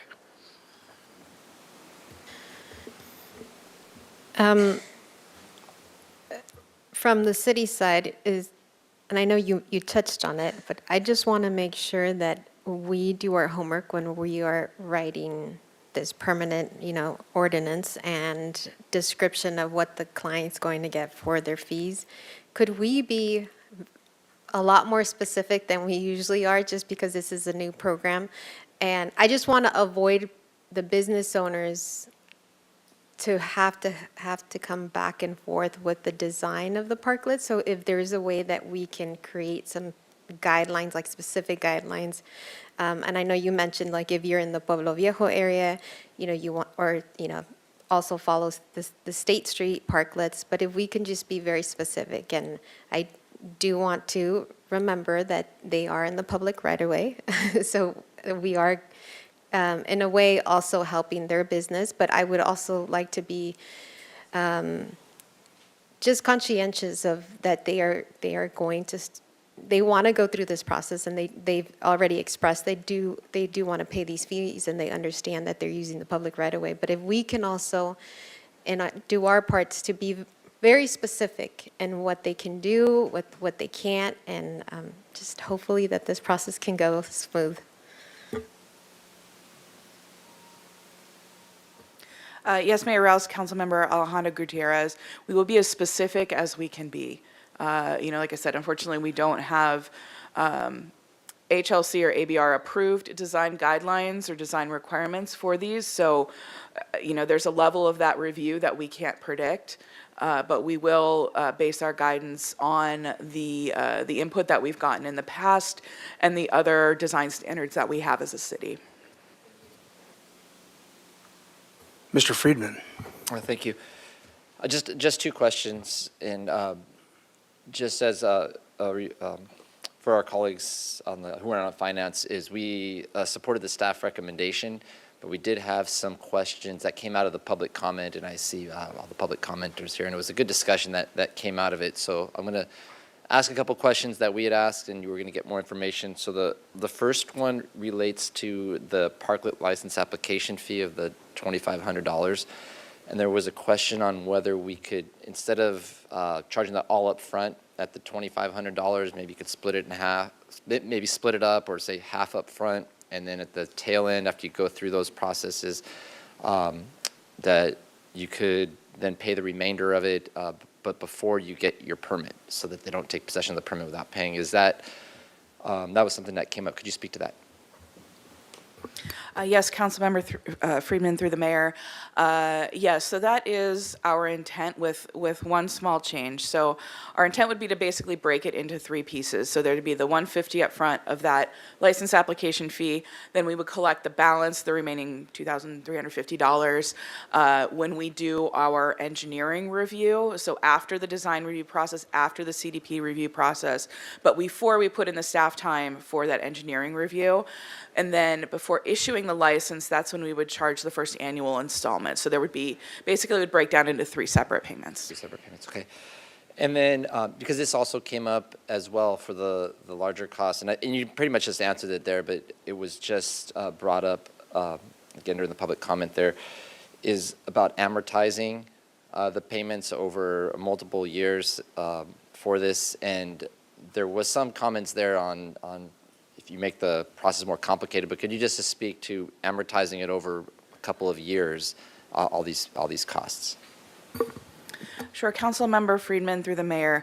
If you're talking about the application costs, that would be a risky move for us as a city, just because we will have already performed the work, but we will have not received the revenue to cover those costs. And so, there's no guarantee that a business will remain in business, or, that they will pay their fees timely, or, we might have to engage in some collection activity there. So we'd want to be assured that if we have done the work, we have received the fees and the compensation, so that the city is not on the hook for that additional expense. As to the question of, other fees, whether it can be broken down into smaller tranches, the annual fee, that is a possibility. It does come with an increased cost of administration. The goal with doing it annually would just be to keep it very simple, keep our administrative costs lower. And because, again, these are intended to be permanent, we are imagining that they'll be there for the long term, for years at a time, hopefully. And so that was sort of the simplest way to do it, to keep our administration as low as we can. Okay, thank you. That kind of covers the range of what we discussed, and there would be some risks for the city, but also could drive up the costs overall if we were to do it on a monthly fee or something like that. So thank you. Ms. Sneddon. Thank you, Mayor Rouse. And I just, something you said made me think of this. Are these transferable if the business changes hands and they want to buy the new business but include the parklet that's been carefully designed and approved? Is that possible? So Councilmember Sneddon, through the mayor, the license itself, I believe, is not transferable. However, the approvals, so your planning approvals, for example, those would be. And so if the facility remained unchanged in the right-of-way and it was just a new ownership taking over, we could just execute a new license agreement with them. We would not need to review the facility itself again. Okay, thank you. So then they would pay the preliminary application fee and the... They would just pay the annual fee. Okay. Yeah, provided, again, they had made no changes. Okay. Thank you.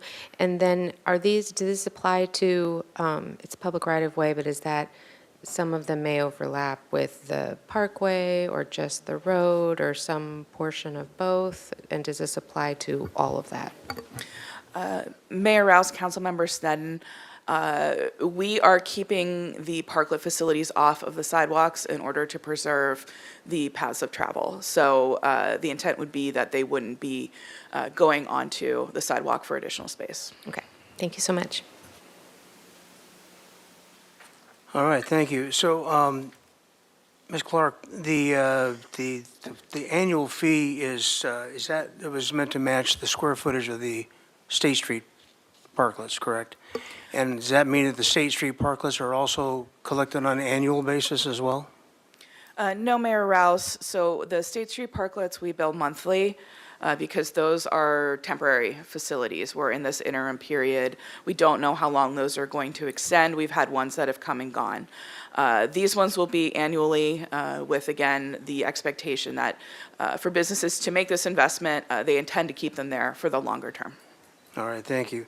And in terms, and I've gotten a few questions from folks that have these, the process right now, if you have an existing parklet, was obviously not going to be the eventual parklet. Is it removed now and then the design goes in and the construction happens? What happens in the interim? How does that work? And how long, if you have a current parklet and you put your application process in, how long does status quo exist? It's a little confusing out there for a lot of folks, so. Mayor Rouse. So we are currently in the preliminary application process where existing parklets submitted by February 1st, and they are allowed to retain their parklet as they go through this process. They are required to add traffic barriers to their existing parklet by the 14th. 14th of March. And then they are required, it's in the ordinance, the parklet owner must apply for the parklet license by May 3rd, 2024. And then the parklet owner is issued a parklet license and brings the parklet into compliance with the license no later than December 31st, 2024. So they would need to have put their new parklet in and be fully in compliance by the end of 2024. But what you're saying is they need to be armored by the 14th of this month? Correct. Because that seems like that would be the substantial change in most of the, and that would be within, obviously, their current perimeter because you couldn't go into the street more. You'd have to modify your parklet to add the armoring to do that. Correct. Okay. Yes. Mayor Rouse, if I just might point out, the discussion is on the agenda is generally limited to fees, so if we can just focus on the fees. All right, very good. I would just just seemed like we were trying to get into we have a timeline to process is why I thought we were kind of talking about that as well. And I know there's a fair amount of confusion, so I will keep it at that then. All right, thank you. With that, we will go to, we have some comments and 3 minutes at the podium. We'll start out with Graham Hadidian.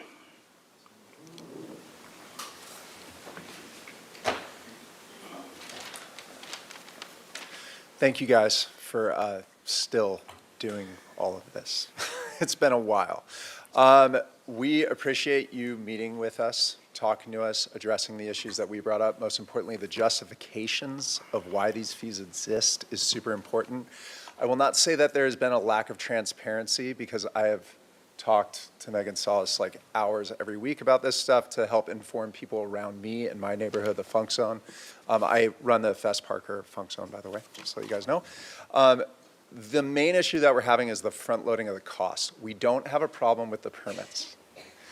The fees seem associated fine, but with those permits, the traffic barriers are loading about an $8,000 to $12,000 cost that we have to do before we've even had a comprehensive ordinance be created for us. So we don't know what building materials we're allowed to use. We don't know any aesthetic design requirements. We have none of that information. And the $2,500, while reasonable, is added onto costs that we cannot afford without knowing where we're going to go. I'm not even talking about knowing where we're going to end up. I mean knowing where we're going to go. I don't know whether if I remove the wood from the parklet to provide space for a K-rail that honestly cost $5,000 just to get delivered. That's not including purchase or rental fees. I don't know if I can do that to even stay in the game, and that's in 2 days. And I can tell you right now, none of the businesses that have applied have a reasonable fiscal ability to get those traffic barriers in as they stand on the current ordinance. We are all aware of safety issues. We're not saying that we should be circumnavigating that, but we cannot solve the problem on our own and be fiscally responsible for our businesses. So in many ways, the permits are just part of a bigger issue that we're facing as businesses, which is how do we make this financially viable? How can we actually increase our square footprint according to the public's desire? If I need to remind you guys, there was a huge meeting where there was public outcry and support for this. But the problem is that the bare door entry financially to get into this, we have no way of knowing if we're going to recoup those expenses. And I'm not saying we need to know. Nobody has a magic 8-ball that we can just go yes or no with. But the problem is we don't even know if we're going to have any amount of time to recoup our expenses from this. And it's not that we won't try hard, we won't work hard. It's not that it's dependent on tourist or local traffic. It's nobody can reasonably ask us to spend $20,000 with no assurance or comprehensive ordinance to know if that is going to be a blank check that we're required to write later. I mean, we might get halfway through this and all of a sudden we can't do it, and then we just spend all that money. And it's more than $2,500. It's all the benchmarks included on that. So Thank just you. to be clear. Thank you, guys. I appreciate you listening. Alvaro Rojas.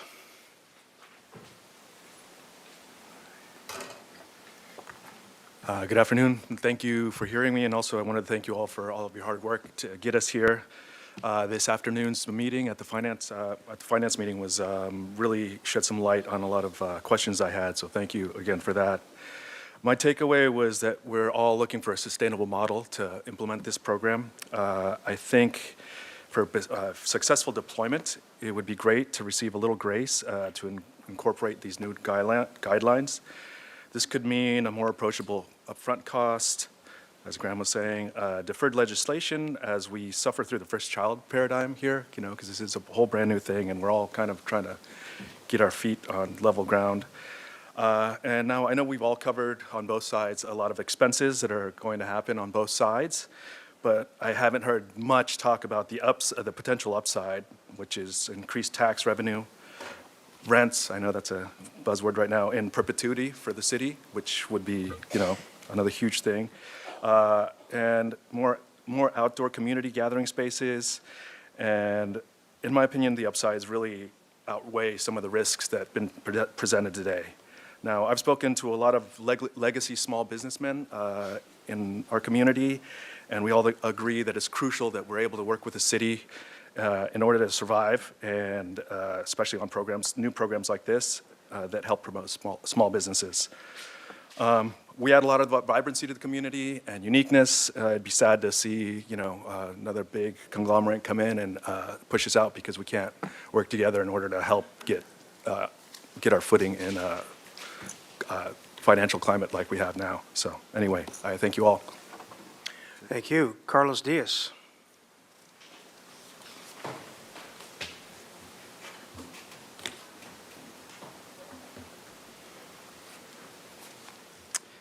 First off, thank you for allowing me to speak today. I'm going to just get right into it.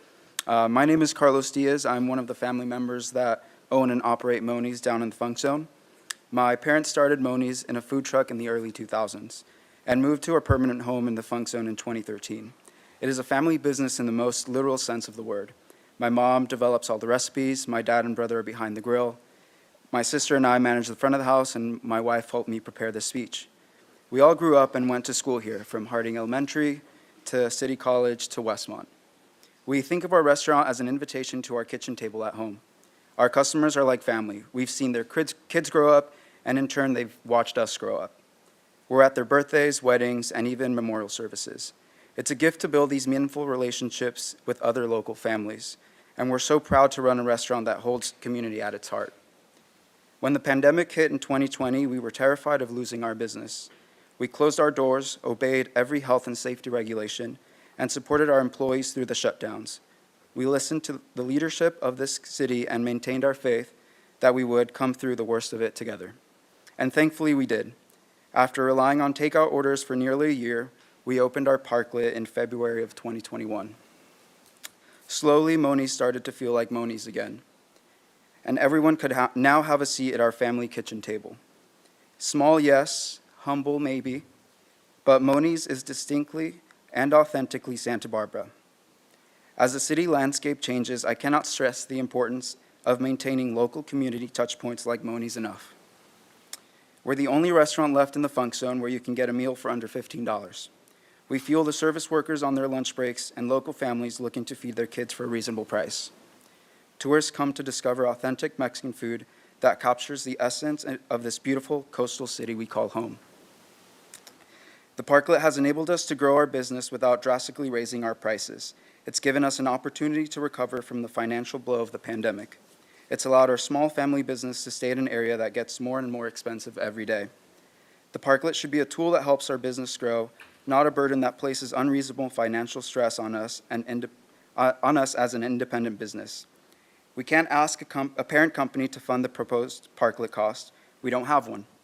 We're not backed by millionaires. We're a local, working-class Latino family. And every additional cost, every fee we take on as a family. I'm imploring the City Council to consider a reasonable fee structure that protects and preserves small business owners of Santa Barbara. We are the touch points that connect the community, and we want nothing more than to continue service the place and people we love most. Thank you. Thank you. I've got Maria from the Green Table. I apologize because I cannot make out your last name, so you tell me that if you come here, please. Hi, and thank you, everyone. Yeah, what can I say? I think they come out like sum it all. I feel like this fits a burden for like small family business like mine, and yeah, I'm asking you guys to just, try to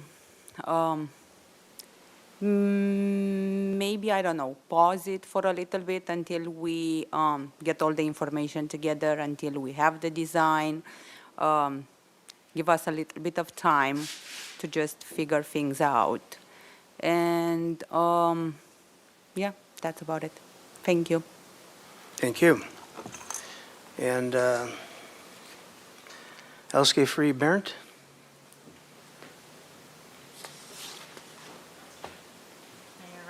Council members, thank you so much. This is my second time speaking on this issue. I want to say thank you for your support of the parklets. It is an immensely popular and important part of our business, so I appreciate that very much.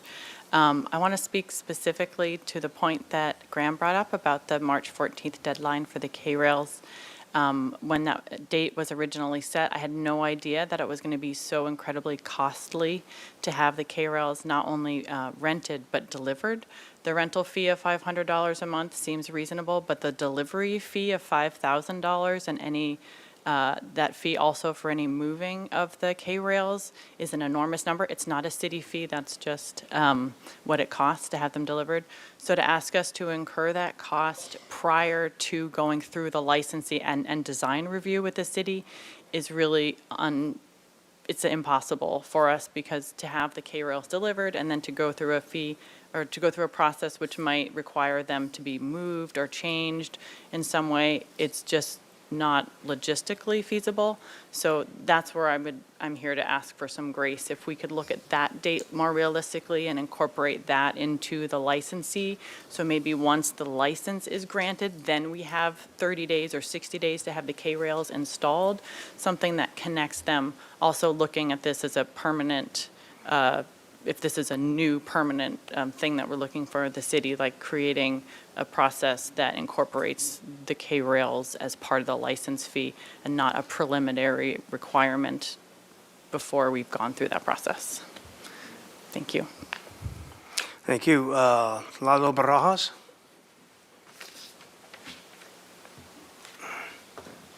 Hello, everyone, and thank you for taking the time and working with us. I have been on the Mesa Rose Cafe going on 44 years, so I've seen a lot of changes, but this has been quite a challenge, and I want to make it through this process. It was very helpful to come in and listen to everything that was spoken, and I learned a lot today, so I appreciate that.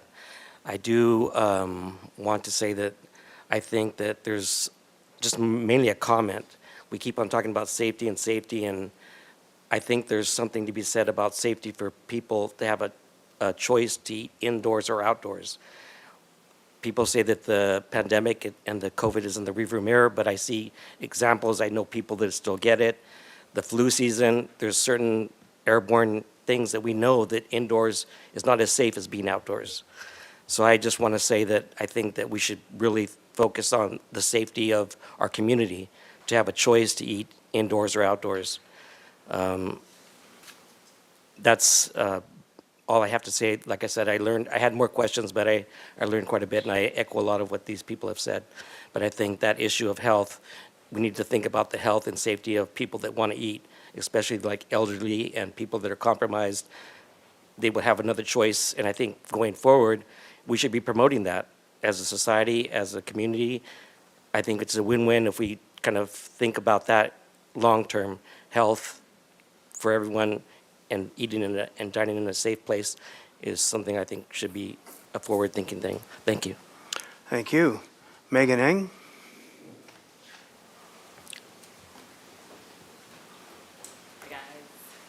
Thank you very much again, Megan Ang. I think it's all been pretty much said by my cohorts, but I just want to mention again, it would be great if you guys would consider pausing like the armoring mandate and a lot of the collections of these fines or fees until we have seen, a complete plan and can really consider whether we can afford to build and maintain a parklet, because it's just, it's. We were just saying, it's $500 a month to rent, $5,000 to have delivered. We've got to move them again just for construction. It's another $2,000 or $3,000 or $4,000. If we have to abandon the project, it's another $5,000. So if you would consider maybe holding off on that until we have a clear picture of what's being asked of us design-wise. Because we have to budget for construction. We have to find someone to actually make the parklet.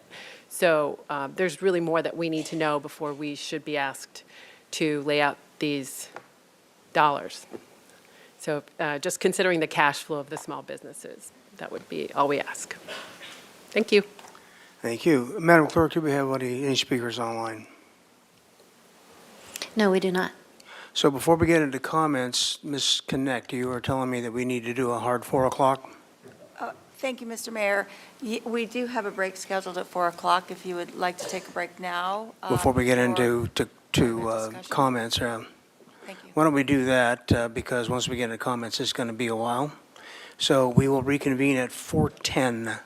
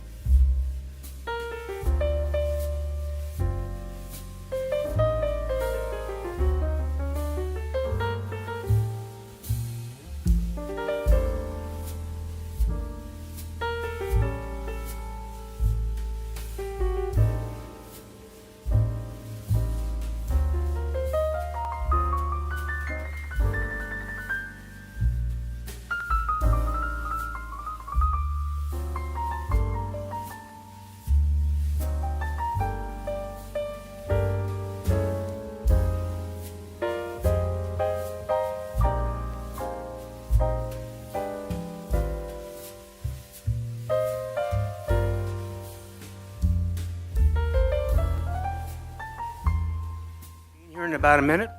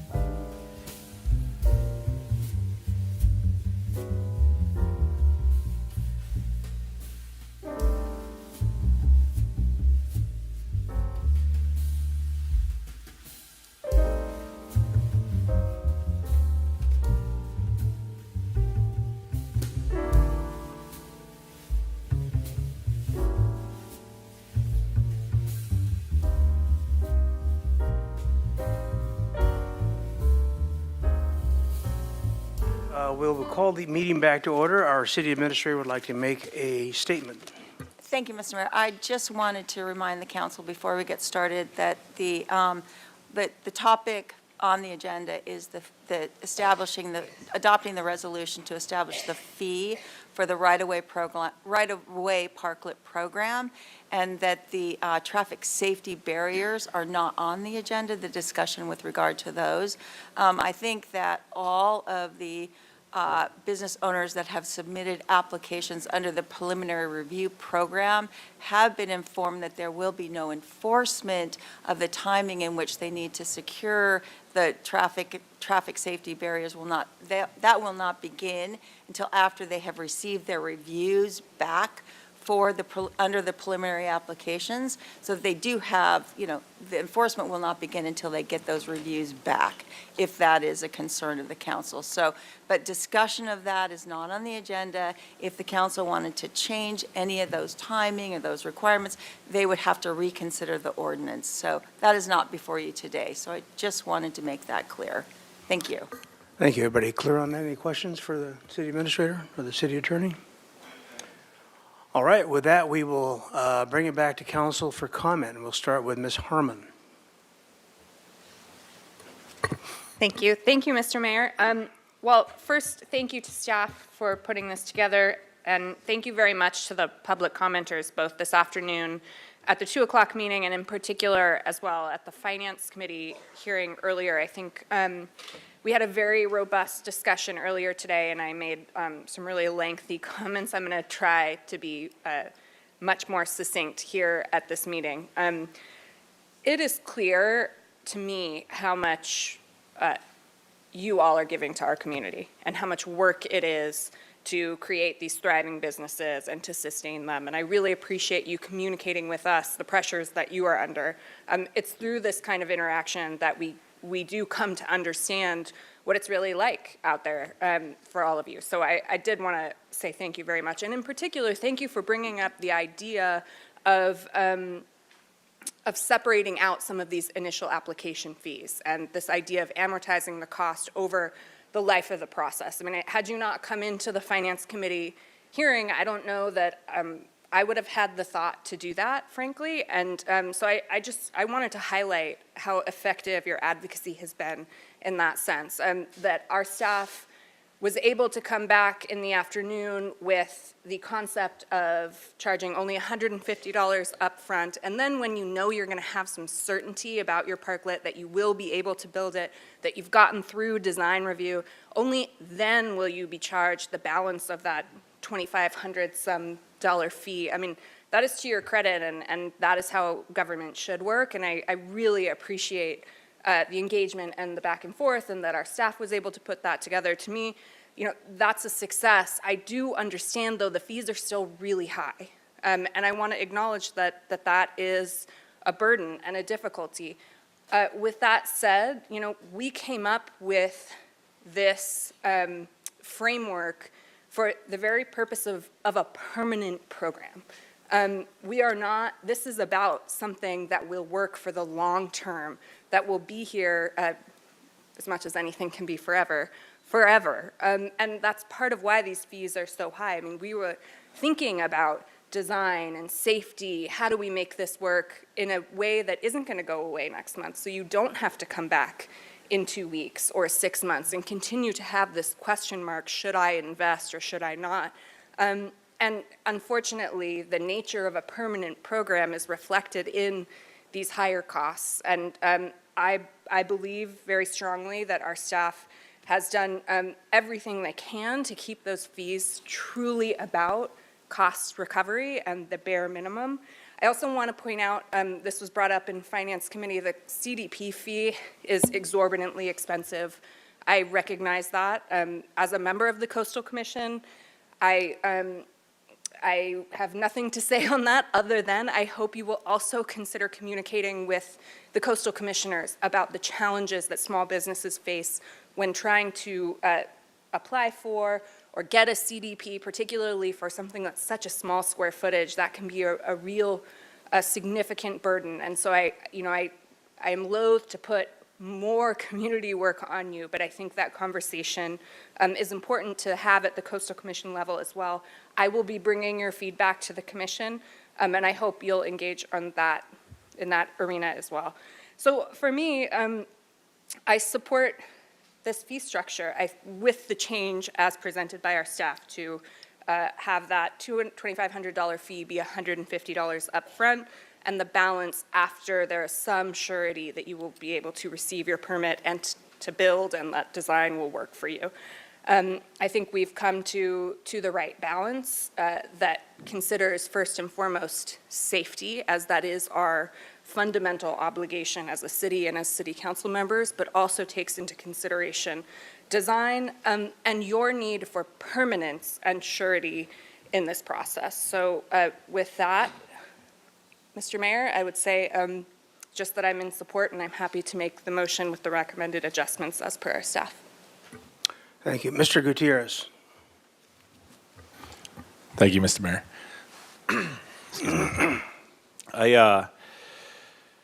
I appreciate city staff and every business owner that came out in support of their business, and I totally understand, and I believe most of the business owners agree that some sort of taxing is completely justifiable. But I'm going to have to agree with them that without the parklets being finalized and how they're supposed to look, I don't think it's fair for them to be kind of jerked around on that. So I'm going to not support staff's recommendation and make a motion to discuss postponing it until the design aspects of these parklets are finalized.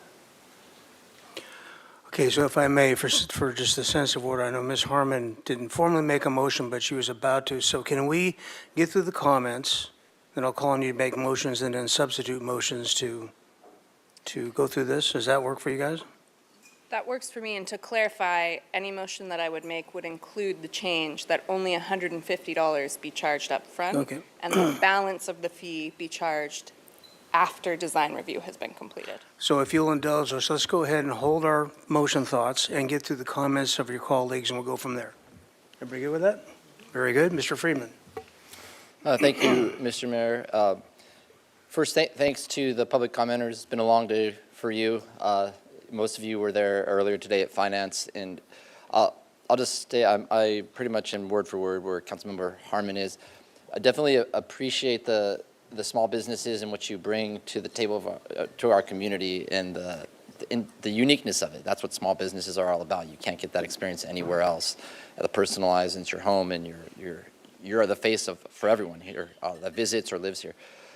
With this, what came up is overall in the city we have challenges in terms of our budget and cost recovery when we're producing fees, and there's a lot of different items that come up that we're struggling with in terms of not subsidizing them anymore because we don't have the ability to. It could be something like this. It could be something like youth sports or access for parks and recreation or library programs that if you reduce the fees in one, how do you do that with the other? So those are things we have to balance. And then we also do have to balance the public safety aspects as well of having these structures that are in the traffic, in the streets where the traffic is flowing.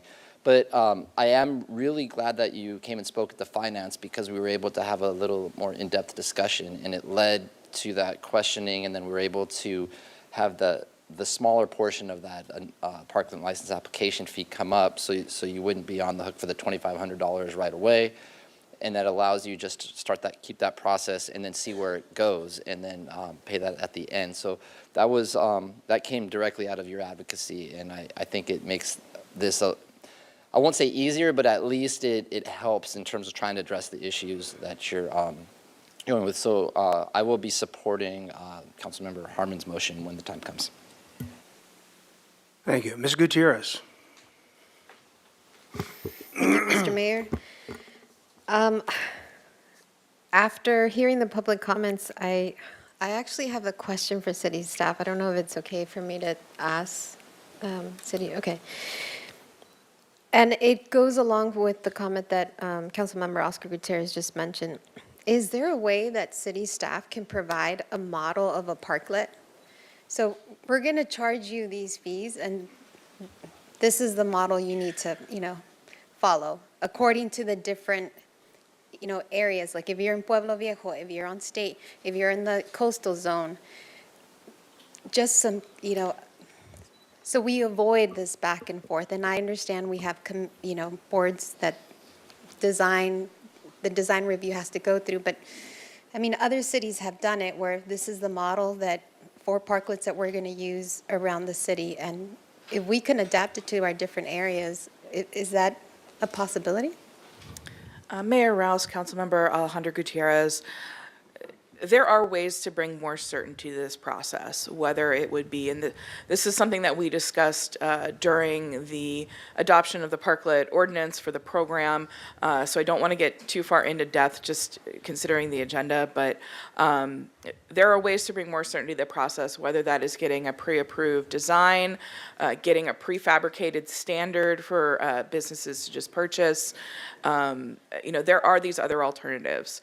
The issue is that getting there, while feasible, is going to take some time. And in the interim, the existing parklets would need to be removed. So, that's the reason that we have the process that we have right now is because council wanted to allow the temporary parklets to continue until they're permitted and it can be made permanent. And so in order to do that, we had to start that application process right away, basically, rather than pausing and waiting for staff to go through the process of getting to a pre-approved, design or something similar, and then open applications and take applications and let those move forward. So, it's really just about timing. Again, that's not really on your agenda today to consider which direction to go. But based on the ordinance that's in place right now, we don't have the opportunity to do that if these businesses want to apply right away. There's always the option to apply down the line. You would have to remove your parklet now, but then, you could rebuild it later on. Mayor Rouse, if I may, we need to focus on the fees, but to Councilmember Alejandro Gutierrez's comment, bringing it back to the fees, I think, to be clear, that was kind of what Councilmember Harmon was suggesting and staff was recommending with that, reducing the upfront license fee to, I believe, Ms. Clark said $150, and then the remainder would be paid when there's more certainty at the end after they've gone through the design and been able to determine if they really want to proceed. Yeah. Thank you. And it was a question that was brought up from community members as well. Just wanted to make sure that I asked. I want to thank you for this presentation. I know it's been a long day, and I know that your positions are not always easy when it comes to presenting, especially, a new program and fees. But I really appreciate your work and you listening to us in finance, and I want to appreciate the public that came during public comment, because if you wouldn't have come, we wouldn't have been able to make the motion that we're going to make today. But I do want to thank city staff for all your work and the hard work that you continue to do. So I just want to acknowledge all the work that you're doing and just being so patient with us in this process. I know it's been a lot of back and forth. So thank you. Ms. Sneddon. Thank you, Mayor Rouse. So I think my first comment is to business owners. We want you to stay. We want you to thrive, and we are very supportive of the outdoor dining and want that to continue. And I am definitely hearing the difficulty of putting in traffic safety barriers when you haven't had the design review process. But I'm also hearing the city publicly saying that they'll have non-enforcement until that time. And I think I'm understanding that the traffic safety barriers are for your current configuration. So it's for safety now, and your whole design may change over time and need different configurations. So you know, in retrospect or in different things with timelines which are not in our purview to discuss today, we might have looked at those timelines differently, but the safety for the current configuration of whatever you're in, I think needs to happen, and I'm hoping that staff, city engineering will continue to work with businesses to really help you lay out what might continue to work, so it's not a very big change or shift from what you're getting now to what it might become. And then I've heard, I keep hearing K-Rail, which makes my, which I'm not a fan of, and I just want to make the comment that there is a list of approved traffic safety barriers and encourage you to look at your full suite of options and consider the cost for yourself, and realizing that the design review process may take a while and you won't be charged those fees if this motion is, support the motion goes forward. You won't be charged that while it's going through that, and through that you may find a configuration that works best for you. But just a reminder that there are a lot of other approved options other than that one, and maybe some of those could be more cost effective. And then also comment, just request that city staff continue, I know you already are in engineering, to work with some of the outside dining that might not be on a major thoroughfare in areas that aren't really an open street, that might work on those configurations. But I think we've all decided that safety has to happen in the current configurations, and that you have some options there, and that then it could go through design to make them as beautiful as possible. And just one more comment about not having necessarily a template is that each one of these is a very unique location, unique parkway in front of it, parking situation, approach. Mayor Rouse, council members, none. Off track. So I'll be supporting the motion, and thank you. Thank you. Mr. Jordan. Thank you, Mr. Mayor. I'll be supporting the motion too. Also, now that at least the process sinks, the drama of that have been explained both out in the hallway and in here. These fees match the process taking place on State Street with the consideration of the minimal parklet license application fee, which I think is a nice little give back from the city to what are probably smaller operations than the ones that are on State Street with all the foot traffic. So, and then, you know, the day's been coming, and it's here, that we actually structure this and move forward and lend some certainty to that. And I'm certain that in many cases, for me, certainly, and for many people I know, the dining in a parklet or a on-street business facility or a patio facility is much more attractive than the alternative of sitting inside. But you get to pay much less per that square footage out in the street or on a patio or in a parking lot than you would if you were to go look for that amount of square footage somewhere from a landlord. So I think it's in many cases a great resolution. I'll stay off the off-track comments on the process going from here, but I'll be with you all the way on that. Thank you, Mr. Mayor. Thank you. Well, I had to think back to Mr. Hadidian's comments initially about this, and one thing that came out was, this has really been confusing, and we definitely get that. Could be a lot of finger pointing, we don't need to do that. Staff, though, has been amazing, because you look at what staff has done and the flexibility and the pivoting they've had to do, particularly about the fee structure. They haven't stuck to their book. They've accommodated the fee structure to make it as reasonable as they possibly can to get this process through. Here's where I struggle. I struggle because, yeah, I did what you guys are doing, and I went through it. I built 2 restaurants in this town, and I didn't hate these guys, hated the guys before them, because it was a tough process. It's always been tough, and it's always been expensive, and it's always been painful. And and this was a very, very different time. But these guys have made it as accommodating as they possibly can in trying to wrestle down what comes out of this body direction and whatnot to do this. So I get it. It's been really hard. But when I look at the fees and I look at, whatever we decide to do about how you pay your fees or what's fair and whatnot, it's more than fair. Let's face it, we've had years of no rent at all. And when we do charge fees, not rent, it's going to be at a per square foot price you couldn't get empty warehouse space for. Plus, it's net. There's no triple nets on top of that. You guys pay your nets on everything else you do per square foot, and you guys know that. So I know it's a tough business, but it's also a business being held in the public right of way. So we got to be sensitive to every other business, restaurant or not, around the town. It's really important. There's more than just restaurants in this town. I didn't think so when I was in business, but now that I realize there are. And I get many calls every day about the process. I get a lot of calls about the fee structure. I get a lot of calls about the confusion of the process and what's fair.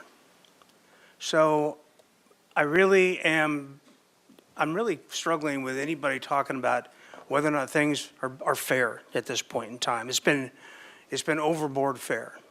But Mr. Jordan said we do need to codify this. We need to regulate this, and I think he's exactly right. So if we're going to do this, we've got to do it in a uniform way. We've got to do it in an understandable way.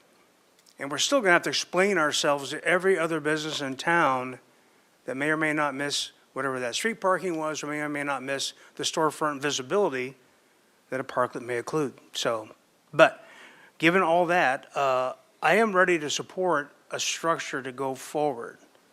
But really, you guys, this has really been not just fair, but compared to the rest of the business universe, more than fair. And I really think staff deserves a lot of credit for bending over more than backwards to do this for you. So with that, we'll go back to motions. And as Harmon, you started with one. Would you like to? I would like to second that motion. Okay, well, let's have the statement first, please. Thank you. I will move that we accept staff's recommended fee schedule with the suggested change for $150 upfront for the license application fee and the balance to be paid prior to the issuance of the license. I second the motion. Okay, you second the motion. Is there conversation, discussion on the motion itself?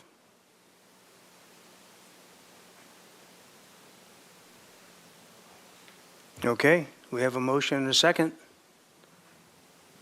Madam Clerk, you're on. May the maker of the motion please repeat that so that we can get all of it down? Sure. Thank you. I moved that we adopt staff's recommended fee schedule with the additional change that the license application fee be charged $150 upfront and the balance of the fee to be paid prior to the issuance of the license.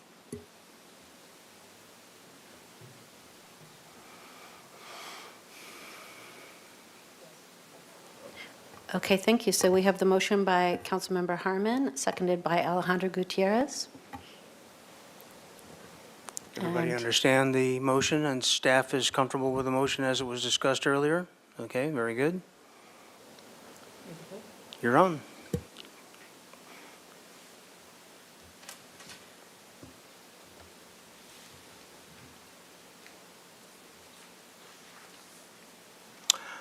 The The vote it passes 6-1 with Oscar Gutierrez dissenting. All right, that's it for that. Thank you, staff. Let's move on to the next item. Would you read that item, please, Madam Clerk?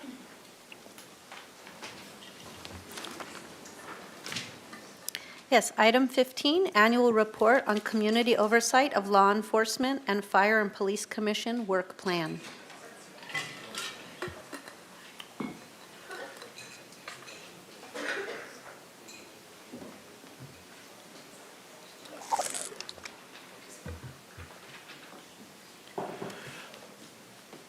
And Ms. Anderson, are you presenting?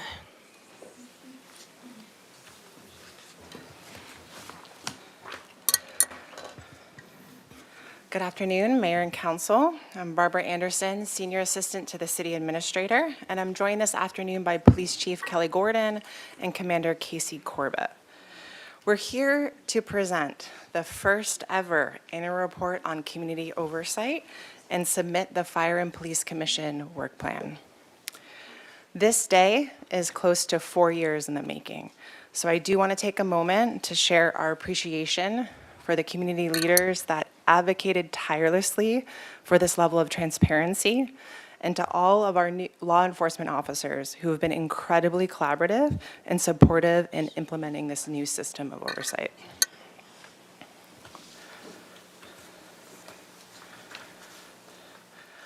The annual report on community oversight is being submitted on behalf of the City Administrator's Office from the role as police monitor. I'll be followed by the police department that will go more in depth on the complaints received and the results of investigations conducted last year. Then I'll end by sharing the key objectives for the Fire and Police Commission work plan. Creation and submission of this report and work plan is included in the ordinance that assigned new duties and authorities for the oversight of law enforcement to the Board of Fire and Police Commissioners that was adopted by the Mayor and Council in October 2022. Also, during the adoption of the Commission's new duties and authorities, Council made the decision to reconstitute the Fire and Police Commission and directed staff to facilitate a special recruitment process. This took place in the fall of 2022, and the new board convened for the first time on January 26, 2023. Several months later, we then had to facilitate another special recruitment process due to an unscheduled vacancy. Our 5 commissioners currently include Chair Linda Dozer, Vice Chair Gary Hill, Dan Herlinger, Lizzie Rodriguez, and Aaron Jones. We also retain the expertise of Hassan Aiden of the Aiden Group LLC to advise the City Administrator's Office on implementation of the new civilian oversight system and creation of the new role of police monitor. One of our objectives last year was to address the new orientation and training requirements. The requirements are very comprehensive and took a significant amount of time to complete. We also wanted to bring the public along on this educational journey, and so we worked to integrate the trainings into our public meetings.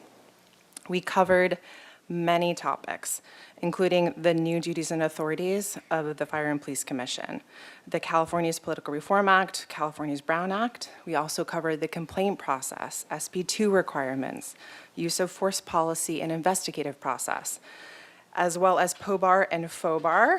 And additionally, we had trainings that included guest speakers on an overview of the criminal justice system, critical incident response policy, and crisis intervention training and the co-response team program.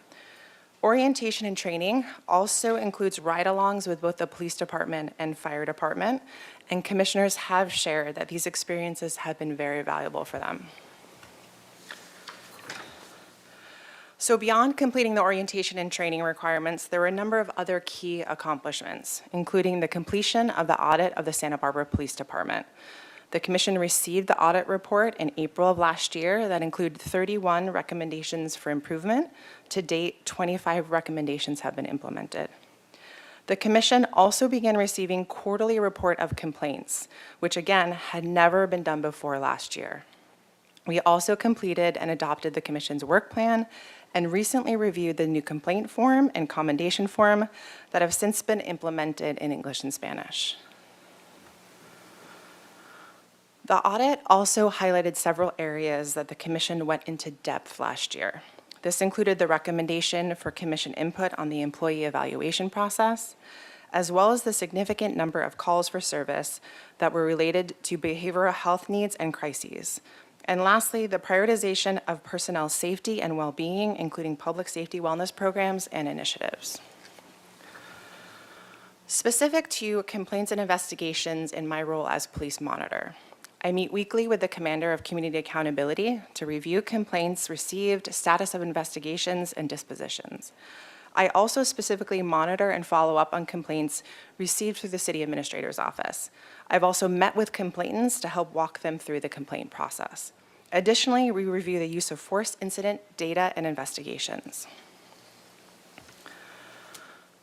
My reviews and periodic auditing has yielded the following observations, again, from my role as police monitor. There's an increased rigor of documentation for reporting and higher utilization of professional standards software.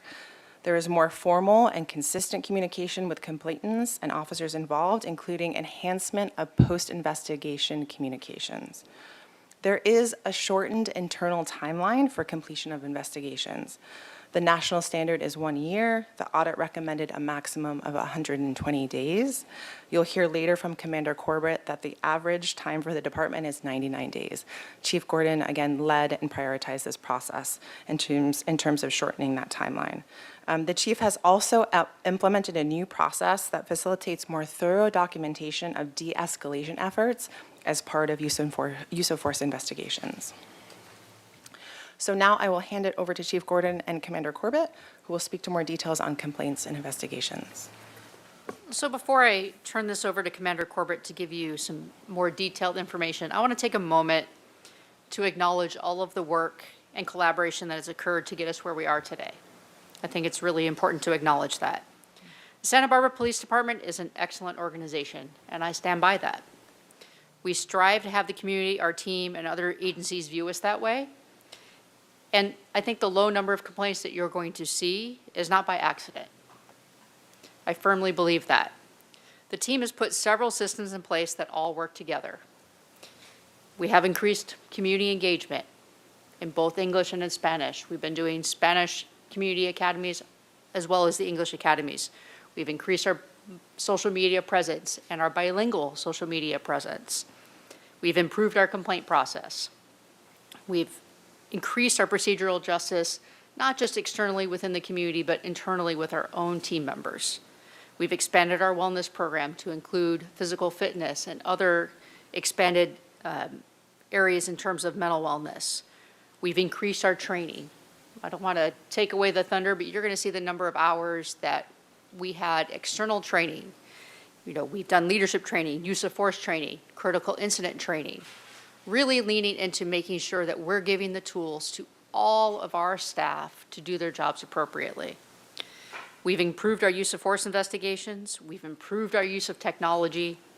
We've improved our internal auditing and our own internal accountability as well, and not just our outside external accountability with the community. I'm extremely proud of the work the team's been doing and will continue to do. Change is hard. We all know that. But the team has made an active decision to roll up their sleeves and make it happen. And the credit has to be fully given to all of them that have chosen to do the work. We'll continue to grow, we'll continue to adapt, and we'll continue to move forward. And I appreciate this opportunity to present this first audit to all of you. So thank you. And good afternoon, Mayor Rouse and council members.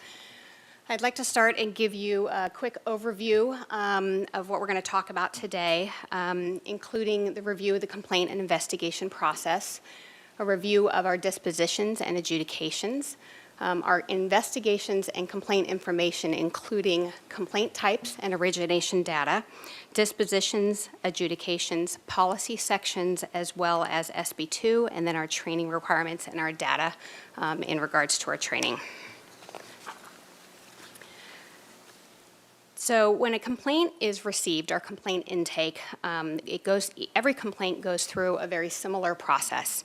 An initial complaint comes in and it's routed to community accountability. Our goal has always been to reduce barriers to our community within the complaint process. Once it comes to community accountability and our professional standards, we review the complaint. I review it with Chief Gordon, and we determined who is going to investigate the complaint, and it's assigned.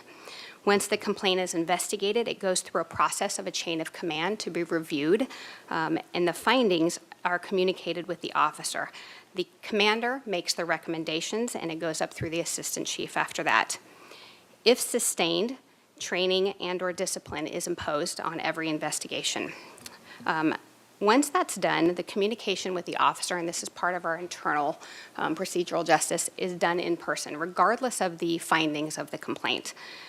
Eventually, the complaint, the findings are communicated with the complainant. We do that within 30 days of the complaint being closed. Throughout this entire process, I meet, or my office meets with Barbara Anderson, and we review the complaints as they come in, the process it's going through, and where it's at in each step of the process. So there's regular investigations and communication throughout the entire process. And as Ms. Anderson stated, our average time for 2023 for complaints from the intake all the way through the findings being communicated was 99 days. So our complaint types start with our administrative complaints, and these are complaints that are internally generated by another supervisor or by an employee. Any department member becoming aware of any possible misconduct shall notify a supervisor to review for investigation. We had 6 administrative complaints that were investigated in 2023. Citizen complaints are complaints that result from a member of the public bringing forth a concern about a member of the Santa Barbara Police Department. Complaints made by the public can be made in any form, including in writing, by email, in person, by telephone, or online. Again, our goal is to reduce those barriers to complaints. Anonymous and third-party complaints are also accepted. As you can see from the graph up here, we received 20 citizen complaints that were investigated, and 12 of those, or 60%, were done online. Another 5 came into the lobby and provided a form in person, and 3 went through the city administrator's office. To provide a little bit of context to what numbers we're talking about, in 2023, officers responded in person to 47,232 calls for service. In the same time frame, officers made 3,989 arrests. They conducted 4,078 traffic stops, and of that, we received 20 citizen complaints. So 99.96% of calls did not result in a complaint.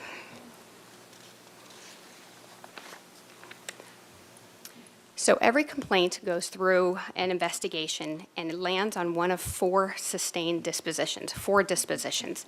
That is going to be unfounded, and I'm going to let you read through that as opposed to reading all of it, exonerated, not sustained, or sustained. So every investigation, regardless of how it comes in, whether it's administrative or citizen, will land on one of those 4 dispositions.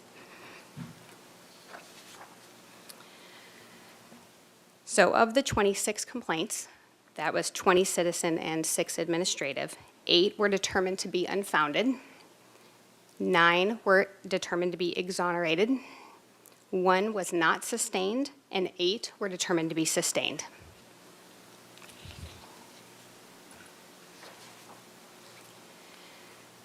So once we have a sustained complaint, we have different adjudications for those sustained complaints, starting with corrective counseling, all the way down to termination. So when we have a sustained complaint, there's either going to be a corrective counseling, a written reprimand, a suspension, a demotion, or a termination that's going to come out of that.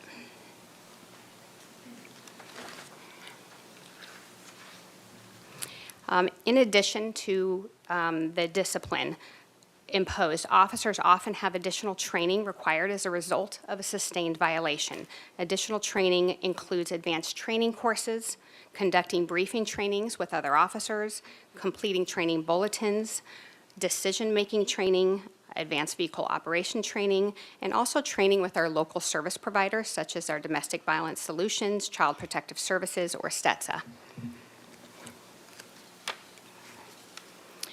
In 2023, our sustained dispositions, the 8 sustained dispositions, resulted in 3 corrective counselings, 1 written reprimand, 2 suspensions, 1 demotion, and 1 termination.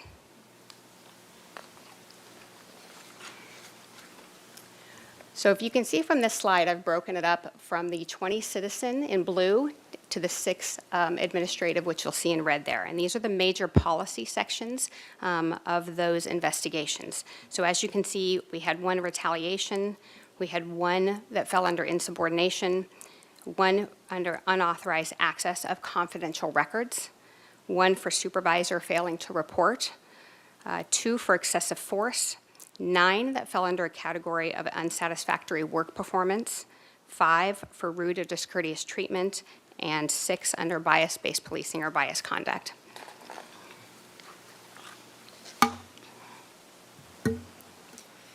So, what is SB2, as we've heard a lot about SB2? SB2 is recent legislation that now talks about officers have to be certified by post.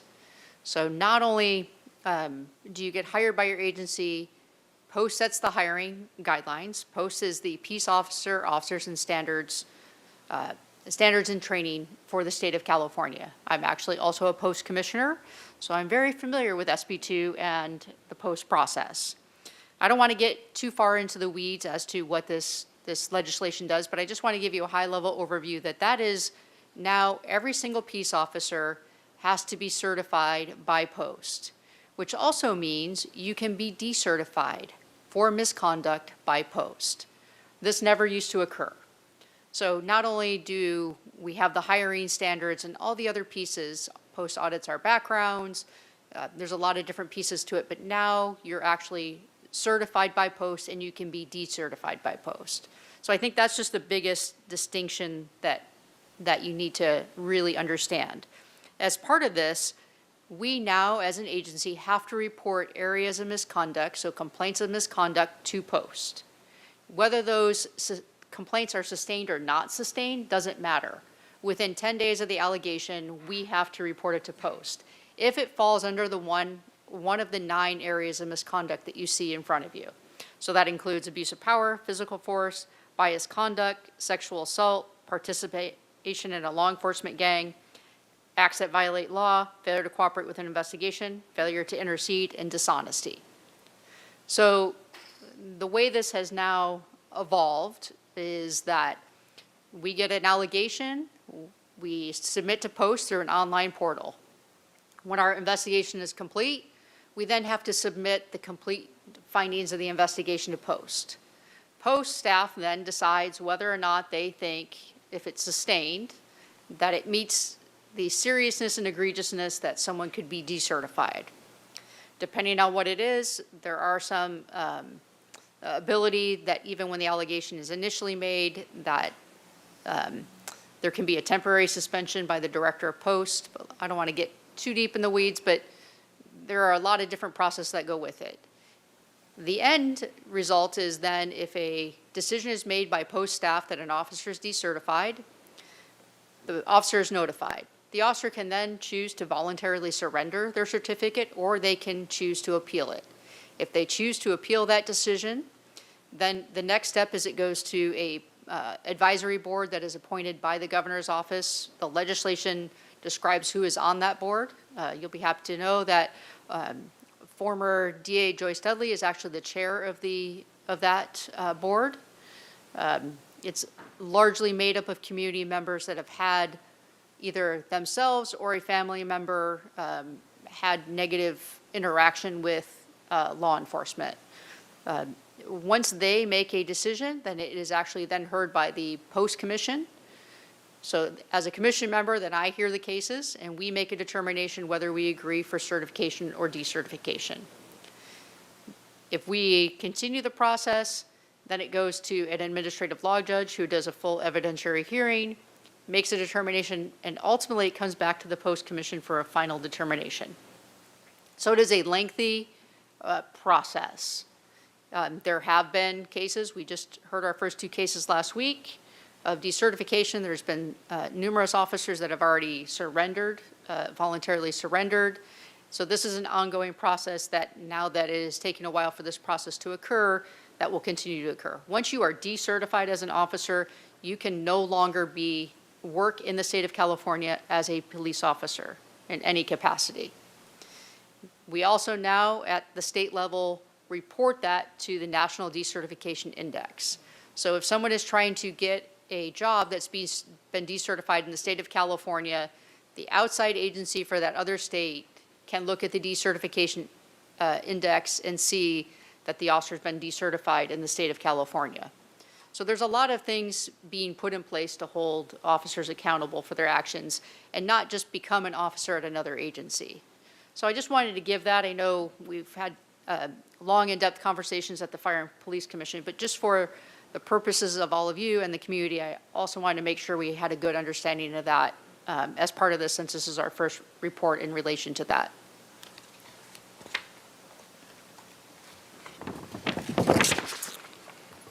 Okay. Effective continual training provides officers with tools to better understand and respond to the needs of the community. There are a minimum number of hours required by post to maintain peace officer certification. However, the Santa Barbara Police Department provides a significant additional amount of training to ensure our officers are best equipped and the most up-to-date knowledge to best serve the community. We have numerous instructor cadres with officers who attend advanced training to become subject matter experts and bring advanced training back to the department and to the academy. Some of our instructor cadres include our first aid cadre, our peer support cadre, our background investigations cadre, our arrest and control cadre. There's quite a few more. Recruits attend a 24-week post-accredited academy to become a sworn officer. New officers have one-on-one training through the Field Training Officer Program for 16 or more weeks. All sworn meet and significantly exceed the 24-hour, which is in 2 years, required post-CPT training annually, and training is prioritized and continually evaluated to ensure it's both professionally and culturally relevant. So the required training hours, or the required training for a 2-year cycle, includes 4 hours of tactical firearms, 4 hours of driver training, 4 hours of arrest and control, 2 hours of strategic communication, 4 hours of use of force, and 8 hours of first aid, and that's within a 2-year cycle. So this next slide, I'm going to give you And just a quick note, it no longer equals 24.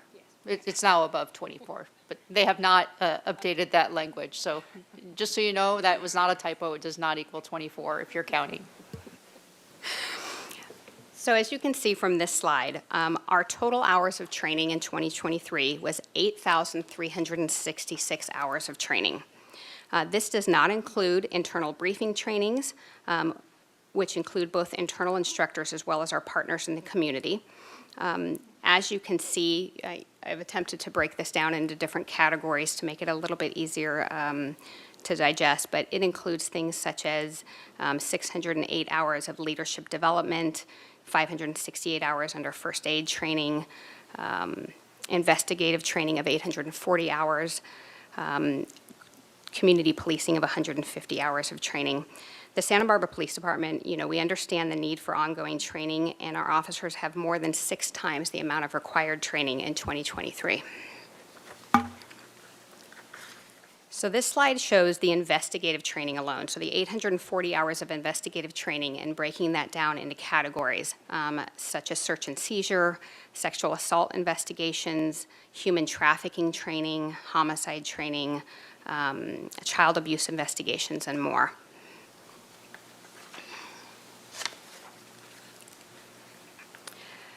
Our crisis negotiation response team, the mission of the Santa Barbara Police Department's CNRT team is to diffuse potentially life-threatening situations through the use of proven verbal crisis management techniques. The ultimate goal is peaceful resolution of critical incidents, minimizing risk to all involved, including victims, suspects, and officers. Our CNRT team members respond to all SWAT calls and regularly respond to in-progress calls that have an increased need for an expertise in negotiation, de-escalation, and communication. Our CNRT team consists of 10 officers, 2 sergeants, and is overseen by 2 commanders. In 2023, our crisis negotiation response team members participated in 767 hours of training. This includes 8 full training days, and 2 joint trainings with SWAT. Each training day is meticulously planned and organized by different members to meet the core skills of training needed.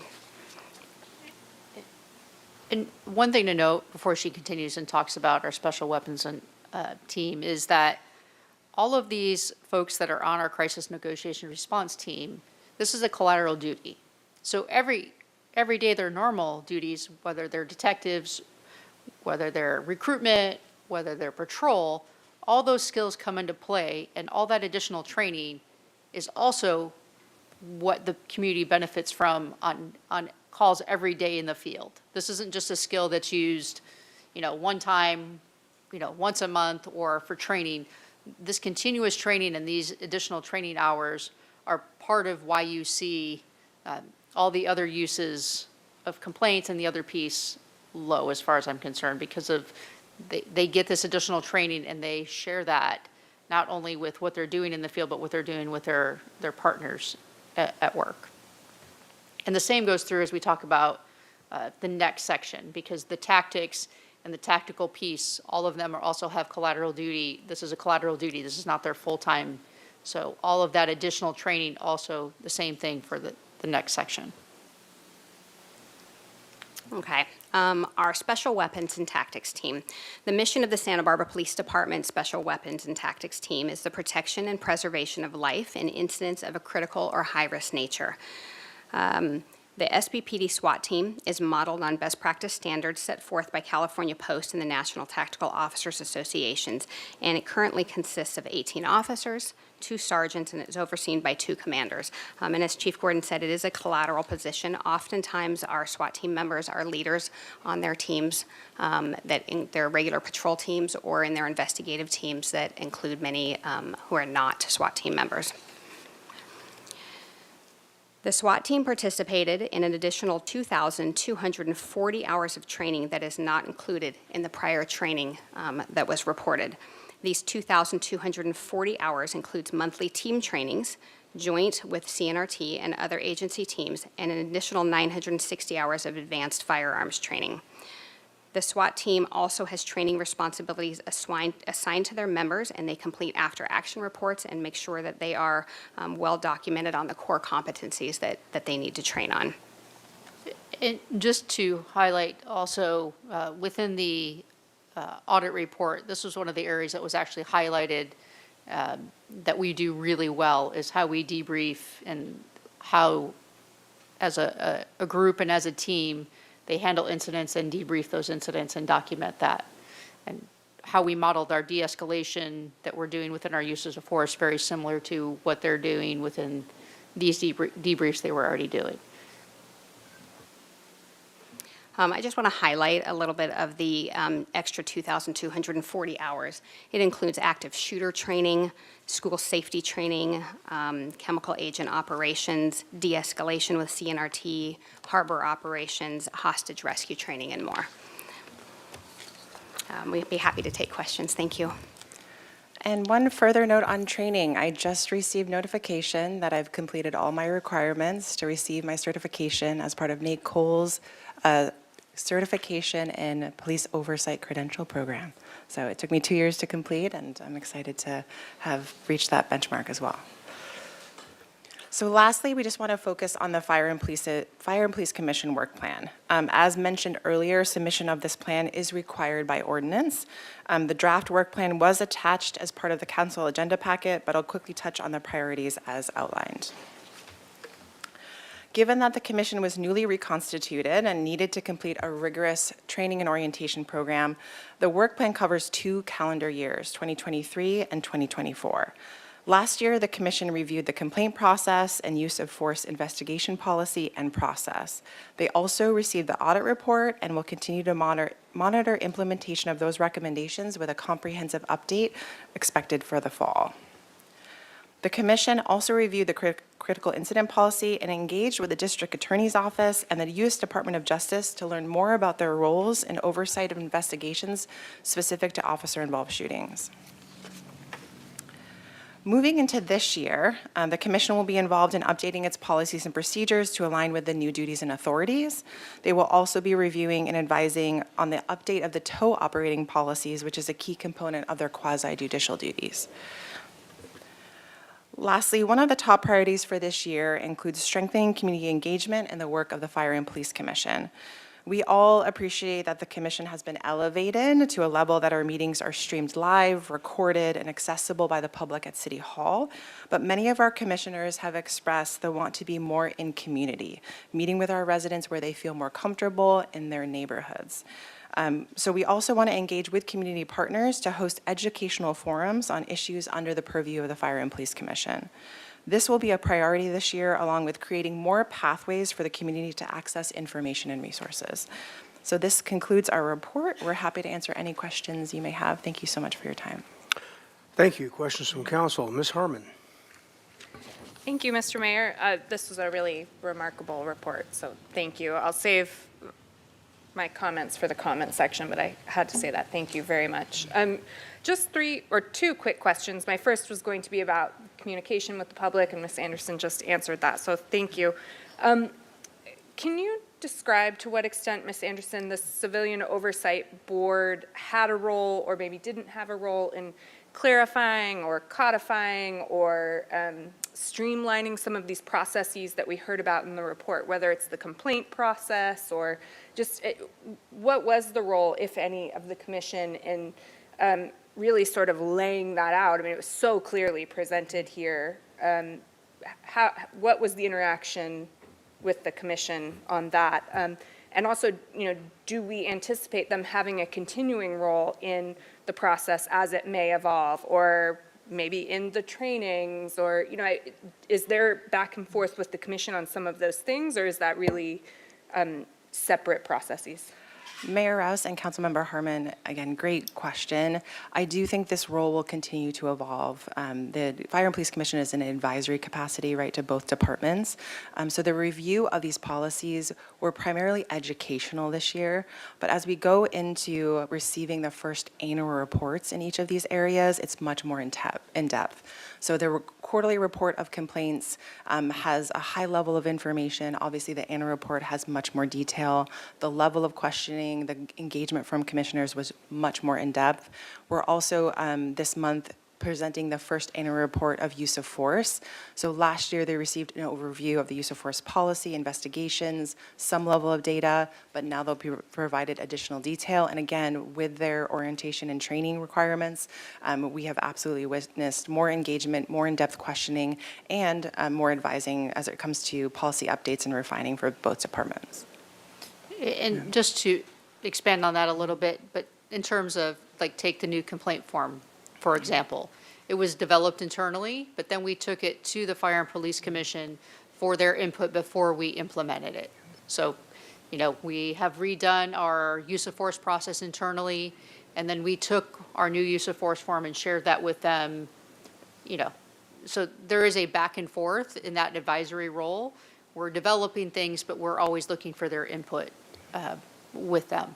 That's so great to hear, and recognizing, of course, that the body is advisory. They're not empowered to make decisions, but that is exactly that back and forth and engagement and feedback, I think was such a primary driver and impetus for the creation of the commission in the first place. So I thank you so much for clarifying that. That's very, very exciting to hear, and I agree it's probably only going to become a more robust relationship as this evolves over the years.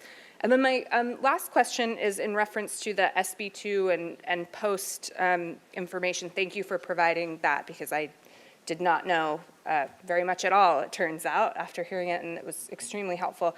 I think one of the slides said that we submitted 10 complaints to the post-decertification possibility process. Were any of those complaints sustained? Was anyone decertified on the basis of those? No one 10 was complaints? decertified on the basis. Those are ones that we had to submit based Just on. because you got the based on the complaint. allegation?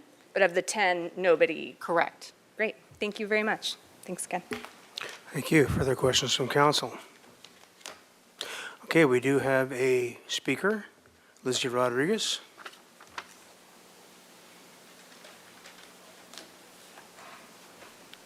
Who also happens to be a commissioner. Can you hear me with this? Great. Good afternoon. Microphone, yeah, there. Thank you. Good afternoon, Mayor Rouse and council members. My name's Lizzie Rodriguez. I'm on the Fire and Police Commission, but today I'm speaking as an individual. I'm in my 5th year serving on the commission, and I have to say this last year, the 2023 year, was my most proudest year to serve. It took a lot of hard work, many, many hours, and a lot of emotional energy to get to this benchmark. Much of this year was spent on learning, training, meeting the required training that the ordinance revision required, and 4 of the 5 commissioners were brand new. So to answer your question, Councilwoman Harmon, for most of the commission, all the information that was received was brand new.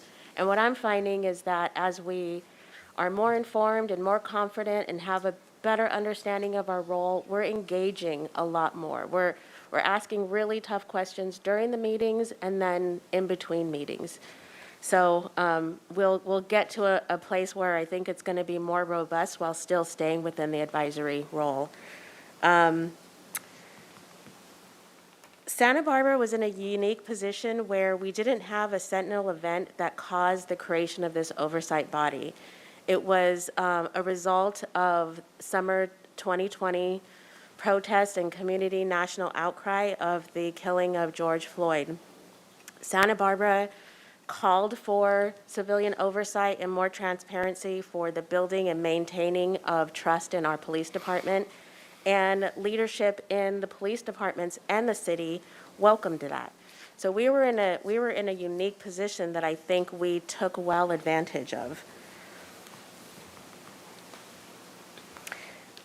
The first year launched with an independent audit showing the department was well positioned in using progressive policing policies and a low number of police misconduct reports. It was capstoned with the annual report that also showed transparent data and information necessary to create that community trust. I'd like to think that Santa Barbara could be a community where everyone feels equally policed and equally served by their first responders. And I think based on the data that we're receiving, I think we're there.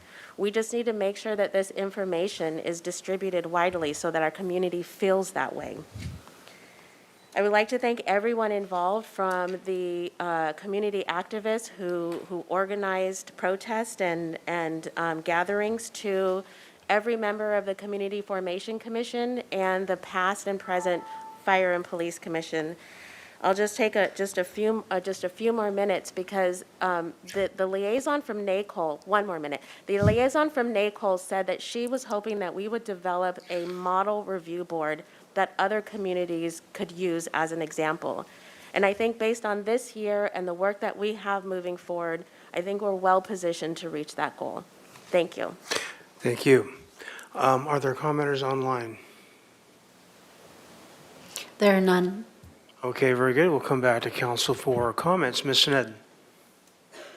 Thank you, Mayor Rouse. I just have to say, wow. This is just not just the results, but it's done. I think what we probably all really hoped that it would do was to highlight how exemplary our police department is. And I think there was so much tension going into this, and I think, well, I'll speak for myself, but I think many of us just believed and had faith that it was going to highlight and showcase what a great department we have.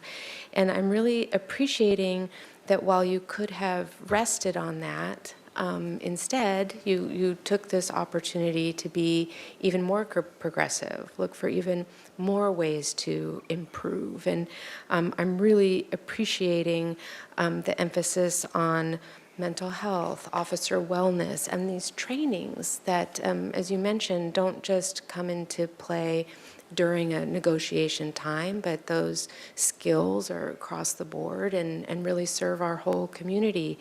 And then, again, looking at some of those results, it's not that we had 0 complaints, and it's not that we had astronomical complaints, but the results of that and sort of that outcome of those shows a really balanced approach. We're not looking the other way. We're not super heavy-handed. It wasn't just one kind of complaint. And your emphasis on taking all manner of complaints in any form and taking them seriously really reinforces that trust with the community. And I'm also really appreciating just the restorative approach, the different outcomes that can happen depending on what the findings are, and then the emphasis on strengthening community engagement. And I've said it before, but the public information officer and the sort of increased communication with the community back and forth, it's really tangible, and it's showing in that. And even just looking in the room, you know, you don't have people calling in, protesting, saying anything untoward about this process and the transparency of it. So this is just, I think, a huge success, and you're continuing to build on this success. You've made it so much more than an oversight committee. We don't even call it that now. It's all part of an integrated plan and collaborative and really community-focused and based. And so just well done, and really proud of the work that you've presented here. Ms. Gutierrez. Thank you, Mayor. Just want to give thanks again for city staff, chief, and your leadership team for the great work that you've been doing. I've always believed in this department. Growing up, I've seen the changes with having, you know, family members being able to work in the department, friends, and see the growth through it. And we went through a couple, two years of challenges, and this report just shows it's a reflection of our community, and it's a reflection of this staff, your department, and all of the police officers out there, that their values are the community and to put community first. And this report is not just a great report. I mean, this is a reflection of who we are as a city. And I mean, these numbers are excellent compared to other cities, because there's cities that are still going through this challenge. And I just want to thank the public that also contribute to having this commission, and to Barbara, thank you for all your hard work, and to all of law enforcement. Thank you. Ms. Harmon. Thank you, Mr. Mayor. Here to both of those comments. I couldn't agree more. First, I want to say substantively as to the data that was presented in the report, it frankly speaks for itself as to the incredible work that you all do, your professionalism, your commitment to this city. And I'm so grateful that we had the opportunity to see it presented this way. To be able to have it put forward like this, to be able to communicate it to folks that reach out to us, just thank you. Thank you not only for what you do day after day, but for bringing this forward. I mean, this is a huge moment, and truly, it just such a credit to our entire community, what you all do for us. I also wanted to speak very briefly about process, because I think what we're witnessing here today is also an incredible success as it pertains to process. It's a little bit less fun to talk about process, but it is critical. And believe me, I know when we started the conversation about a civilian oversight board, it was incredibly painful. We were all there. It was really difficult. And I know that the relationship between city council and our officers was challenged by that conversation. But the trust that you showed in us in the process of putting together this board, and your commitment to its ultimate goal, which was transparency for the community, speaks for itself. I mean, when we voted to put this board in place, I said, this is about trust and transparency. And you have gone above and beyond in committing yourselves to those values, as you always have, but putting it into this framework that can be easily understood and digested by the community. This is truly something that's working. And it's very rare that we get the opportunity to say that. And I think one of my colleagues mentioned you had the opportunity to be complacent or to kind of rest on your laurels, and you clearly haven't done that. And one thing that stood out to me in this presentation, thanks to Ms. Anderson, Chief Gordon, you're not going to do that moving forward. I mean, I've heard from all three of you, from our commenter, that you anticipate this relationship to only grow in trust and transparency, and that the benefits of this relationship will only be magnified for the community as we move forward. And that was fundamentally, I think, and I will just speak for myself as well, but fundamentally the purpose of this effort. And to see that reflected back to us, not only in the processes, but in the clear success of the work that you do day in and day out is, it's remarkable. It's a really, really incredible thing, and I'm excited to see how this program grows. I'm grateful for the work that you do, and thrilled to have the opportunity to go out and really share this. So that's it. Thank you. Mr. Friedman. Thank you, Mr. Mayor. I support everything my colleagues have said. First, thank you to Chief and your leadership and our staff. And also, I want to thank the entire police department, each individual. It's important because you don't have these types of results without buy-in from each and every individual. And to me, the stats that I saw out there on the amount of training, you don't get into law enforcement without service on your mind, and to take that level of training so that when you're out in the field that you are serving our community with the highest degree of expertise, but also understanding the different situations, the different individuals and groups that you're going to be encountering. It's just a lot of time and a lot of commitment to making us a national model, as you said. And I want to thank the commissioners on there, and Ms. Rodriguez, you have been on for quite some time, and you have always, your comments are always well received. They're informative and really salient to the issues. And when you said, where we want to be, and you said we're there, that means a lot, because you've been here from the beginning, and I think you set the tone there. And again, having these types of results is each and every member of our department buying in and wanting to achieve the results, and I think we've seen that. And it's one thing when this started that there's a lot of members of the public in the room, and the fact that there are very few today, no complaints, just shows that we've really stepped up and are really taking the community concerns and priorities seriously. So just kudos to everyone. Mr. Jordan. Thank you, Mr. Mayor. I'll just echo the appreciation and the thanks. And reports are nice, but to me, it's more a reflection of the people that are sitting in the room and the 100-odd other people who aren't in the room today.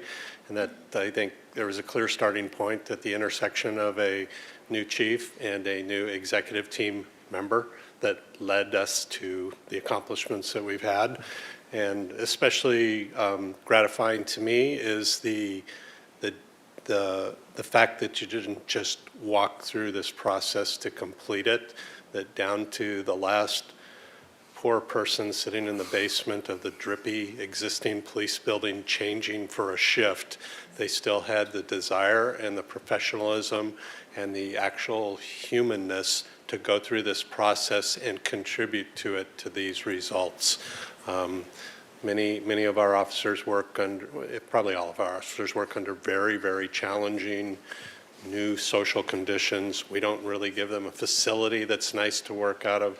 And despite that, they rise to the effort over and over and over again. And so I think half of that thank you goes to the leadership team of both up here on the second floor and over in the police department. And the other half goes to the men and women that are all part of every department over there. Thank you. Mr. Gutierrez. Thank you, Mr. Mayor. Just want to echo my colleagues' comments. Being in the room when you all have those meetings, it's really impressive, and it really gives me, it fulfills me in what the purpose of having government is and how it should work and look like. So thank you for all your hard work, from the staff to the PD and to the people on the committee. Really appreciate it, and encourage everyone to watch at home if you like, if you want to get more insight about how it all operates. So thank you. So when I see the constant training and the constant scrutiny you guys are under with our very fungible set of laws and regulations and policies you go through, it is amazing, and the people that wear your badge are a personal source of pride for me. And that's it. Anybody else? Thank you. With that, we'll go to council and staff communications or council member engagement. Ms. Sneddon. Thank you, Mayor Rouse. I attended the community forum, the Community Environmental Council's Community Forum on Ecological Framework for Downtown Santa Barbara. I think many of us attended that. It was very well attended, and our own Alelia Parento, it was really amazing and represented the city so well. And I also attended the 1-year anniversary of the opening of the Grace Fisher Foundation clubhouse. And if you haven't been, and it's just such an uplifting, joyful place. So wanted to share. Mr. Friedman. Thank you, Mr. Mayor. I just wanted to take a moment to, when we close the meeting, in honor of, should I do that now or in honor of someone who passed away? Should I do that now or after? I'll give you some space at the end. Okay, I'll do that. Yeah, thanks.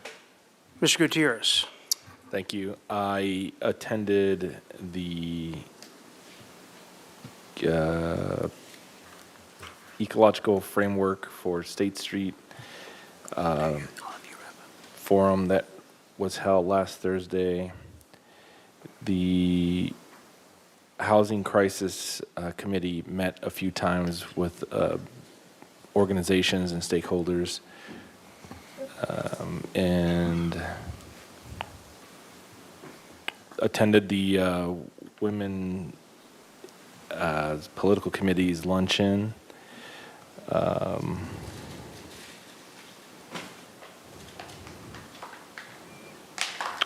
Sorry, there was a lot that was happening. And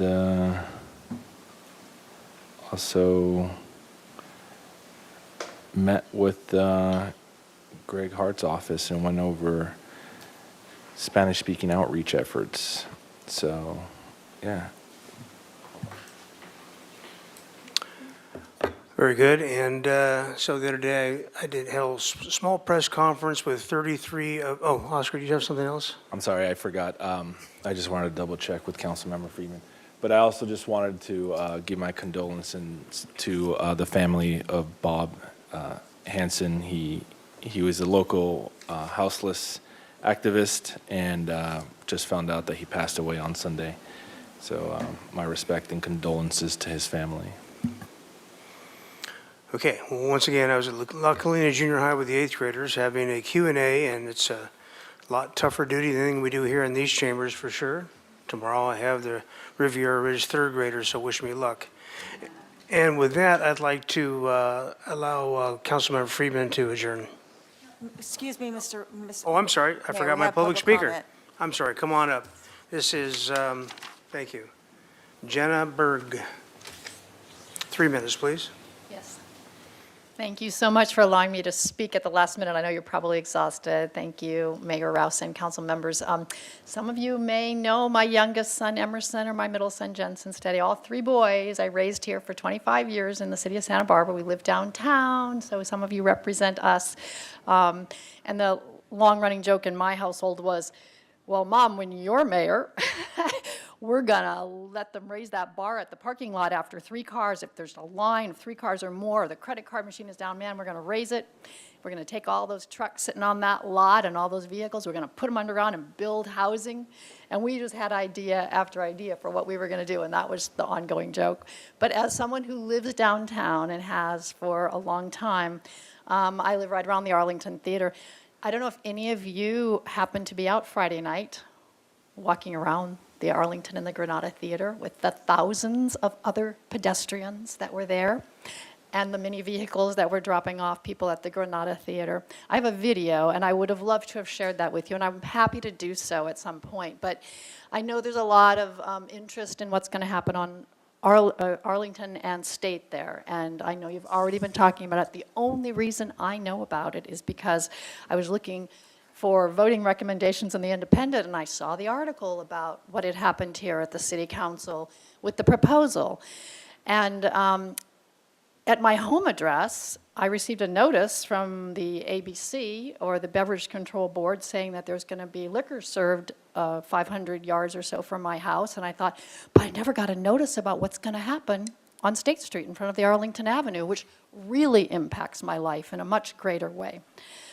And so I know there are a lot of parameters you all are dealing with. I'm coming to this very late to the party, but I want to share with you that if you're concerned about pedestrian safety, it's time to review and revisit what is happening there in terms of traffic. I know the push is to open it up to 2 lanes of traffic and have bike lanes.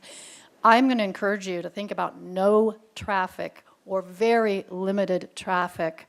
The restaurants were packed, bringing in lots of cash, lots of goodwill to the city. Tourists, so many people came to the Atlantic Symphony in the Granada, to a little known to me folk singer at the Arlington Theater. I saw cars and people, thousands of people. You know the capacity of the Granada and Arlington combined.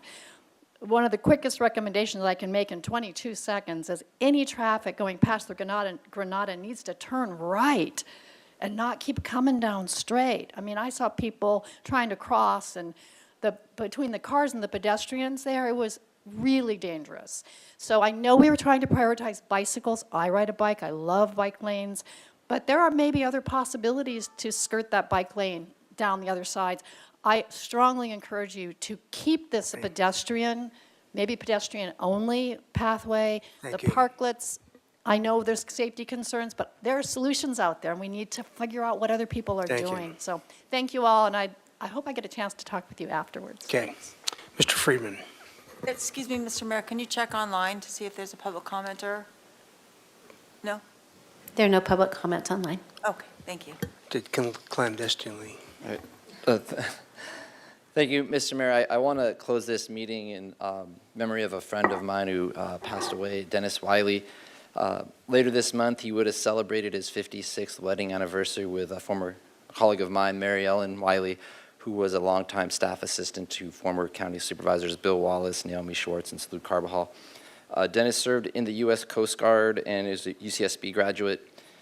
Professionally, he was an expert in driver safety on highways, and his career impacts all of us every single time we get on the highway, actually every single person in the United States. He directed the largest study of driver fatigue and alertness in North America that led to revisions in the federal and state regulations of commercial drivers. And he was the principal author of the Commercial Driver's Manual, which has been, and trained the first commercial drivers to use it, and to date it has been used by more than 9 million commercial drivers, making, again, the highways safer for all of us every time we're out there. So he will be missed by his family and his friends, and I just wanted to say, we'll miss you, Dennis, and officially recognize him and his life and legacy. Thank you. Thank you, and with that, we stand adjourned.